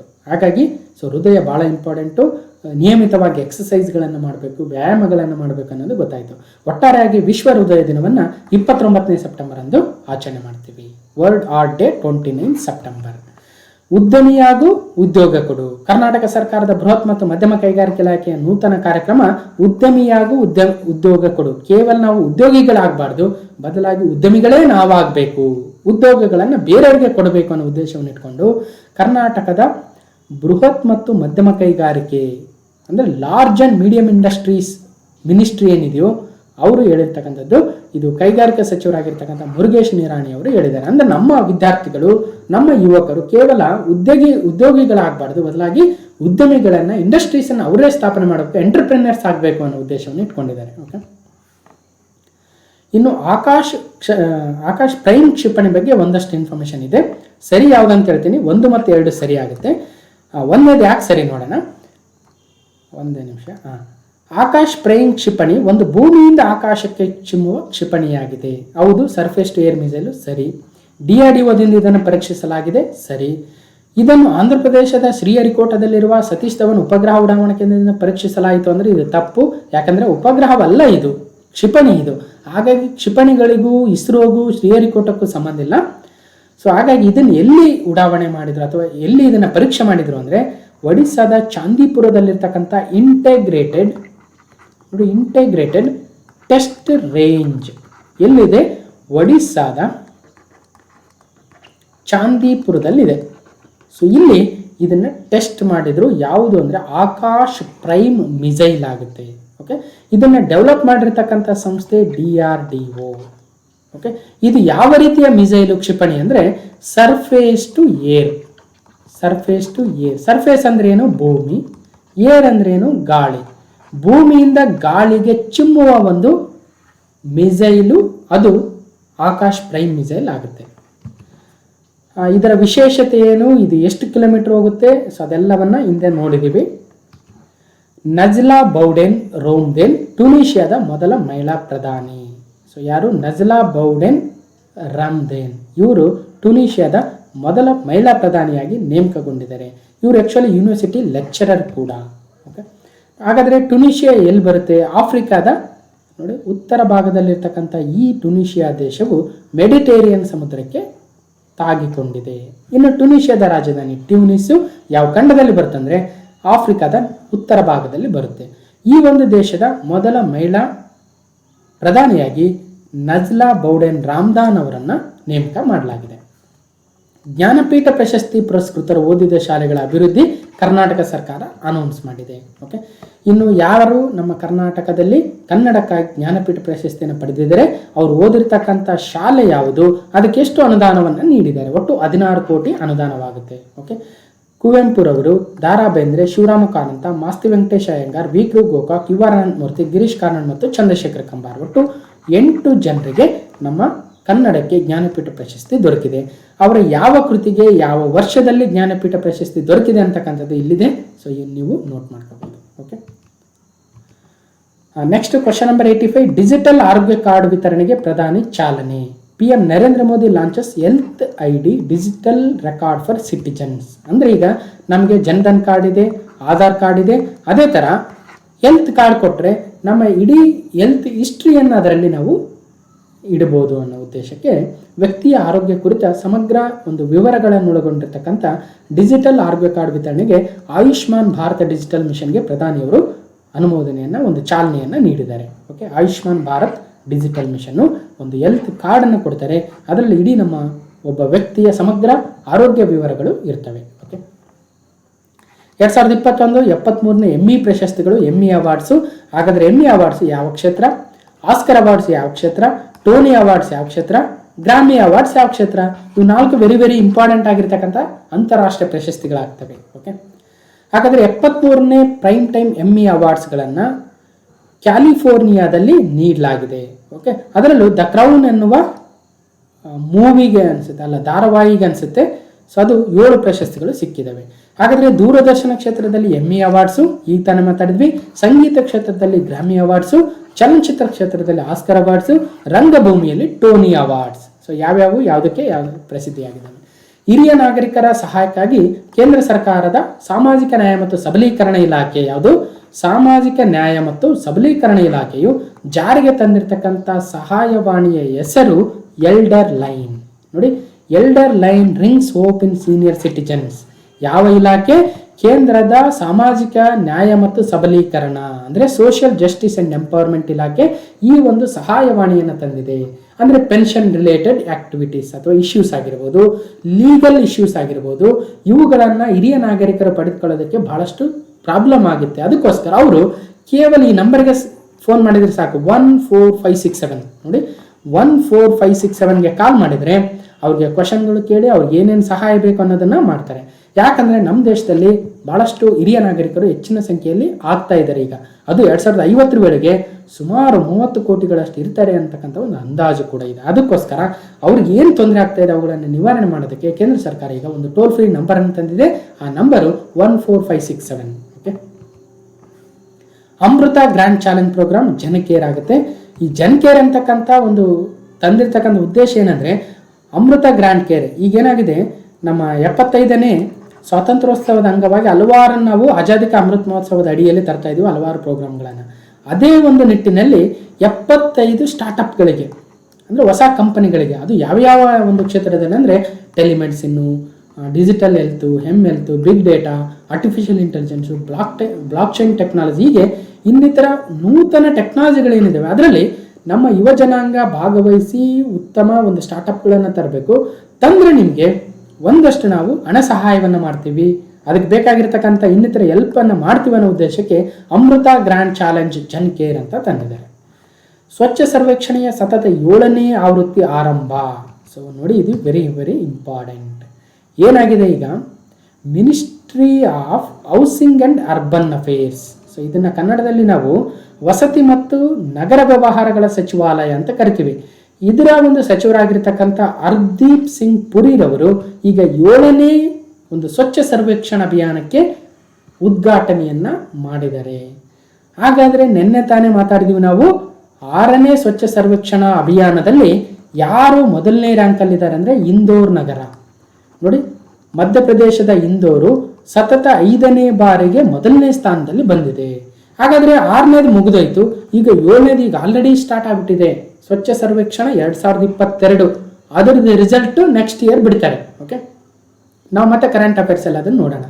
ಒಟ್ಟಾರೆಯಾಗಿ ಈ ಒಂದು ಸ್ವಚ್ಛ ಸರ್ವೇಕ್ಷಣಾ ಅಭಿಯಾನವನ್ನು ಯಾವ ಇಲಾಖೆ, ಯಾವ ಸಚಿವಾಲಯ ನಡೆಸಿಕೊಡುತ್ತೆ ಅಂದರೆ ವಸತಿ ಮತ್ತು ನಗರ ವ್ಯವಹಾರಗಳ ಸಚಿವಾಲಯ, ಅಂದರೆ housing and urban affairs ministry. Okay, ಇನ್ನು ಇದನ್ನು ಯಾರ್ಯಾರು ನಡೆಸ್ತಾರೆ ಅಂದರೆ ಅದು ಜೊತೆಗೆ quality council of India QCI. ಇನ್ನು ಇದು ಎಷ್ಟನೇ ಆವೃತ್ತಿ ಅಂದರೆ 7ನೇ ಆವೃತ್ತಿ ಈಗ ಆರಂಭ ಆಗ್ತಾ ಇದೆ. ಯಾವಾಗ ಆರಂಭ ಆಗಿತ್ತು ಮೊದಲನೇ ಆವೃತ್ತಿ ಅಂದರೆ 2016 ಮೊದಲು ಅಂದರೆ 1, 2017 2, 2018 3, 2019 4, 2025 ಮತ್ತು ಮೊನ್ನೆ ಏನು ರಿಸಲ್ಟ್ಸ್ ಬಂತು ಅದು 2021 6ನೇ ಆವೃತ್ತಿ. 6ನೇ ಆವೃತ್ತಿಯಲ್ಲಿ ಮೊದಲನೇ ಸ್ಥಾನದಲ್ಲಿರ್ತಕ್ಕಂಥ ನಗರ ಯಾವುದು ಅಂದರೆ ಅಗೇನ್ ಇಂದೋರ್. ಕಳೆದ ವರ್ಷ ನಾವು ಇಂದೋರು 4ನೇ ಬಾರಿ ಸ್ವಚ್ಛ ಹಿರಿಮೆ ಅಂತ ಹೇಳಿದ್ವಿ, ಈಗ 5ನೇ ಬಾರಿ ಅಂತ ಹೇಳ್ತಾ ಇದೀವಿ ಅಷ್ಟೇ. ಓಕೆ, ಇಂದೋರು ಮೊದಲನೇ ಸ್ಥಾನದಲ್ಲಿದೆ, ಸೂರತ್ 2ನೇ ಸ್ಥಾನ, 3ನೇ ಸ್ಥಾನದಲ್ಲಿ ವಿಜಯವಾಡ ಇದೆ. ಸೊ ಇದನ್ನು ಜಸ್ಟ್ ನೆನ್ನೆನೋ ಕರೆಂಟ್ ಅಫೇರ್ಸಲ್ಲಿ ನಾನೇ ಮಾತಾಡಿದ್ದೆ ಅಲ್ವಾ, ನೋಟ್ ಮಾಡ್ಕೊಂಡಿರ್ತಾರೆ. ಸೊ ಮುಂದೆ ಹೋಗೋಣ. ಇದೊಂದು ಜಗತ್ತಿನ ಅತಿ ದೊಡ್ಡ ಸಮೀಕ್ಷೆ ಹೌದು. ನೆಕ್ಸ್ಟು 90ನೇ ಪ್ರಶ್ನೆ, ಹುನರ್ಬಾಜ್ ಪ್ರಶಸ್ತಿಗಳನ್ನು ಪ್ರದಾನ ಮಾಡಿದ ಕೇಂದ್ರದ ಗ್ರಾಮೀಣಾಭಿವೃದ್ಧಿ ಸಚಿವಾಲಯ ಮತ್ತು ಹೈದರಾಬಾದ್ನ national institute of rural development and panchayat Raj. ಹಾಗಾದರೆ ಹುನರ್ಬಾಜ್ ಅವಾರ್ಡ್ಸನ್ನು ಯಾರಿಗೆ ನೀಡ್ತಾರೆ ಅಂದರೆ ದಿವ್ಯಾಂಗರಿಗೆ. ಸೊ ಒಟ್ಟು 75 ಪ್ರಶಸ್ತಿಗಳನ್ನು ದಿವ್ಯಾಂಗರಿಗೆ ನೀಡಿದರೆ ಕೇಂದ್ರದ ಗ್ರಾಮೀಣಾಭಿವೃದ್ಧಿ ಮತ್ತು ಪಂಚಾಯತ್ ರಾಜ್ ಇಲಾಖೆ, ಜೊತೆಗೆ institute of rural development and panchayat Raj ಏನಿದೆ ಹೈದರಾಬಾದಲ್ಲಿ ಅವರು. ಇನ್ನು 91ನೇ ಪ್ರಶ್ನೆ, ಹವಾಮಾನ ಸೂಚಕಗಳು ಮತ್ತು ಸುಸ್ಥಿರ ಅಭಿವೃದ್ಧಿ ಮೇಲಿನ ವಿಶ್ವ ಹವಾಮಾನ ಸಂಸ್ಥೆಯ ವರದಿ. WMO ರಿಪೋರ್ಟನ್ನು ಕೊಟ್ಟಿದೆ. ಅದು ಯಾವುದ್ರ ಮೇಲೆ ಅಂದರೆ climate indicators and sustainable development. So ಒಟ್ಟಾರೆಯಾಗಿ ನೋಡೋದಾದ್ರೆ ಏನಾಗ್ತಾ ಇದೆ, ಕಾನ್ಸಂಟ್ರೇಷನ್ ಯಾವುದ್ರದ್ದು, ಕಾರ್ಬನ್ ಡೈಆಕ್ಸೈಡ್ ಹೆಚ್ಚಾಗ್ತಾ ಇದೆ, ಅದಾಗಿ ಟೆಂಪ್ರೇಚರ್ ಹೆಚ್ಚಾಗ್ತಾ ಇದೆ, ಓಷನ್ ಅಸಿಡಿಫಿಕೇಶನ್ ಆ್ಯಂಡ್ ಹೀಟ್ ಜಾಸ್ತಿ ಆಗ್ತಾ ಇದೆ, ಸಿ ಐಸು ಗ್ಲೇಷಿಯರ್ ಮೆಲ್ಟ್ ಆಗ್ತಾ ಇದ್ದಾವೆ, ಅಂದರೆ ಹಿಮನದಿಗಳು ಕರಗ್ತಾ ಇದ್ದಾವೆ. ಒಟ್ಟಾರೆಯಾಗಿ ಇದೆಲ್ಲವೂ ಸಮುದ್ರದ ನೀರಿನ ಮಟ್ಟ ಹೆಚ್ಚಿಗೆ ಕಾರಣ ಆಗ್ತಾ ಇದೆ. ಸಮುದ್ರದ ನೀರಿನ ಮಟ್ಟ ಹೆಚ್ಚಾದರೆ ಏನಾಗುತ್ತೆ, ನಮ್ಮ ದೇಶದಲ್ಲಿರ್ತಕ್ಕಂಥ ವಿವಿಧ ನಗರಗಳು ಮುಳುಗಡೆ ಆಗ್ತಕ್ಕಂಥ ಚಾನ್ಸಸ್ ಇದೆ. ಇನ್ನು ಸುಸ್ಥಿರ ಅಭಿವೃದ್ಧಿ ಗುರಿಗಳು ಯಾವಂತ ನೋಡಿದ್ದೀವಿ. Climate indicators and sustainable development demonstrating the interconnect. World meteorological organisation WMO ಈ ಒಂದು ವರದಿಯನ್ನು ರಿಲೀಸ್ ಮಾಡಿರ್ತಕ್ಕಂಥದ್ದು. ಓಕೆ, ಇನ್ನು ಇನ್ನೊಂದು ವರದಿ ಇದೆ ಯುನಿಸೆಫ್ನ ಫೆಡ್ ಟು ಫೇಲ್ ರಿಪೋರ್ಟ್. ಯಾರು ರಿಲೀಸ್ ಮಾಡಿದ್ದಾರೆ ಅಂದರೆ ಯುನಿಸೆಫ್ ಆಗುತ್ತೆ. ಸೊ ಇದ್ರ ಉದ್ದೇಶ ಏನು, 6 ರಿಂದ 23 ತಿಂಗಳ ಮಕ್ಕಳಿಗೆ ಸರಿಯಾಗಿ ಒಂದು ಆಹಾರ ಸಿಗ್ತಾ ಇಲ್ಲ ಪ್ರಪಂಚದಲ್ಲಿ. ಅದರಲ್ಲೂ ಪ್ರಪಂಚದ ಅರ್ಧಕ್ಕೂ ಹೆಚ್ಚು ಒಂದು 6 ರಿಂದ 23 ತಿಂಗಳ ಮಕ್ಕಳೇನಿದ್ದಾರೆ ಅವರಿಗೆ ಪೌಷ್ಟಿಕಯುಕ್ತ ಆಹಾರ ಸಿಗ್ತಾ ಇಲ್ಲ ಅಂತ ಯುನಿಸೆಫ್ ತನ್ನ ವರದಿ ಏನು ಚೈಲ್ಡ್ ನ್ಯೂಟ್ರಿಷನ್ ರಿಪೋರ್ಟ್ 2021 ಅದರಲ್ಲಿ ಹೇಳಿದೆ. ಅದರ ಹೆಸರು ಫೆಡ್ ಟು ಫೇಲ್ ಅಂತ. ಹಾಗಾದರೆ ಯುನಿಸೆಫ್ ಎಲ್ಲಿ ಬರುತ್ತೆ, ಅಮೆರಿಕದ ನ್ಯೂಯಾರ್ಕ್ ಸಿಟಿಯಲ್ಲಿ ಇರ್ತಕ್ಕಂಥದ್ದು UNICEF United Nations children fund ಆಗುತ್ತೆ. ಓಕೆ, ಇದು ಯುನೈಟೆಡ್ ನೇಷನ್ ಜನರಲ್ ಅಸೆಂಬ್ಲಿಯ ಒಂದು ಭಾಗವಾಗಿದೆ. ಇನ್ನು ಸಮುದ್ರ ಮಟ್ಟ ಏರಿಕೆ ಪ್ರಸ್ತುತ ಮತ್ತು ಭವಿಷ್ಯದ ಅಪಾಯ ಅಂತ ಒಂದು ವರದಿಯನ್ನು ನೀಡಿದೆ. ಯಾವುದು IPCC 3 ವರದಿಗಳು. ನೋಡಿ, IPCC report sea level rise is a present and future danger. ಹೌದು, ಸಮುದ್ರ ಮಟ್ಟ ಹೆಚ್ಚಿದೆ ಅಂತೆಲ್ಲ ನಮ್ಮ ದ್ವೀಪ ರಾಷ್ಟ್ರಗಳಿಗೆ ಬಹಳ ತೊಂದರೆ ಆಗುತ್ತೆ. ಸೊ ನೋಡಿ, ಇವತ್ತಿಷ್ಟಿದೆ, 2030ಕ್ಕೆ ನೀರು ಇಲ್ಲಿ ಬರುತ್ತೆ, 2050ಕ್ಕೆ ಇಲ್ಲಿ ಬರುತ್ತೆ. ಅಂದರೆ ಇಲ್ಲಿ ಏನಾದರೂ ದ್ವೀಪ ರಾಷ್ಟ್ರ ಇದ್ದರೆ ಎಷ್ಟೋ ಒಂದು ಭಾಗ ಮುಳುಗಿ ಹೋಗುತ್ತೆ. ಅದನ್ನು IPCC ತನ್ನ ರಿಪೋರ್ಟಲ್ಲಿ ಹೇಳಿದೆ. IPCC ಅಂದ್ರೇನು ನೋಡಿ, IPCC ಅಂದರೆ inter governmental panel on climate change. ಎಲ್ಲಿದೆ ಇದು? ಸ್ವಿಟ್ಜರ್ಲೆಂಡ್ನ ಜಿನೇವಾದಲ್ಲಿದೆ. ಇದು ಯಾರ ಒಂದು ಸಂಸ್ಥೆಯ ಆರ್ಗನೈಸೇಷನ್ ಅಂದರೆ WMO ಮತ್ತು UNEPಯ ಒಂದು ಅಂಡರಲ್ಲಿ ಬರುತ್ತೆ IPCC. ಇದೇನಂತ ಹೇಳ್ತಾ ಇದೆ, ಸೊ ಏನಾದರೂ ಸಮುದ್ರ ಮಟ್ಟ ಏರಿಕೆ ಆದರೆ ಭಾರತಕ್ಕೂ ಕೂಡ ಅಪಾಯ ಇದೆ. ಯಾಕಂದ್ರೆ ನೋಡಿ, ಭಾರತವು 3 ಕಡೆ ನೀರನ್ನು ಹೊಂದಿದೆ. ಸೊ ಇಲ್ಲಿರ್ತಕ್ಕಂಥ ಮುಂಬೈ ಆಗಿರ್ಬೋದು, ನಮ್ಮ ಮಂಗಳೂರು, ಹೀಗೆ ಸಮುದ್ರ ತಟದಲ್ಲಿರ್ತಕ್ಕಂಥ ನಮ್ಮ ಕರ್ನಾಟಕ ಅಥವಾ ಭಾರತದ ವಿವಿಧ ನಗರಗಳಿಗೆ, ಅದರಲ್ಲೂ ಲಕ್ಷದ್ವೀಪ, ಅಂಡಮಾನ್ ನಿಕೋಬಾರು, ಶ್ರೀಲಂಕಾ, ಮಾಲ್ಡೀವ್ಸ್, ಹೀಗೆ ಹಲವಾರು ದ್ವೀಪಗಳು ಮುಳುಗಡೆ ಆಗ್ತಕ್ಕಂಥ ಚಾನ್ಸಸ್ ಇದೆ. ಸೊ ಈ ಪಿಕ್ಚರ್ ನೋಡಿದರೆ ಗೊತ್ತಾಗುತ್ತೆ. ನೋಡಿ, ಓದಂತೆಲ್ಲ ನಮ್ಮ ಟೆಂಪ್ರೇಚರ್ ಜಾಸ್ತಿ ಆದರೆ, ಗ್ಲೇಷಿಯರ್ಸ್ ಮೆಲ್ಟ್ ಆದರೆ, ಐಸ್ ಕರಗಿದ್ರೆ ಸಮುದ್ರ ಮಟ್ಟ ಏರುತ್ತೆ. ಸಮುದ್ರ ಮಟ್ಟ ಏರಿದೆ ಅಂತೆಲ್ಲ ದ್ವೀಪಗಳು ಮುಳುಗಡೆ ಆಗ್ತವೆ. ಸೊ ಕಾಮನ್ ಆಗಿದೆ. ಸೊ ಆದ್ರಿಂದ ಏನು ಮಾಡಬೇಕು, ನಾವು ಕಾರ್ಬನ್ ಡೈಆಕ್ಸೈಡ್ ಪ್ರಮಾಣವನ್ನು ಕಡಿಮೆ ಮಾಡಬೇಕು. ಪ್ರಪಂಚದಲ್ಲಿ greenhouse gases, global warming ಇವೆಲ್ಲವನ್ನ ಕಡಿಮೆ ಮಾಡಬೇಕು. ಓಕೆ,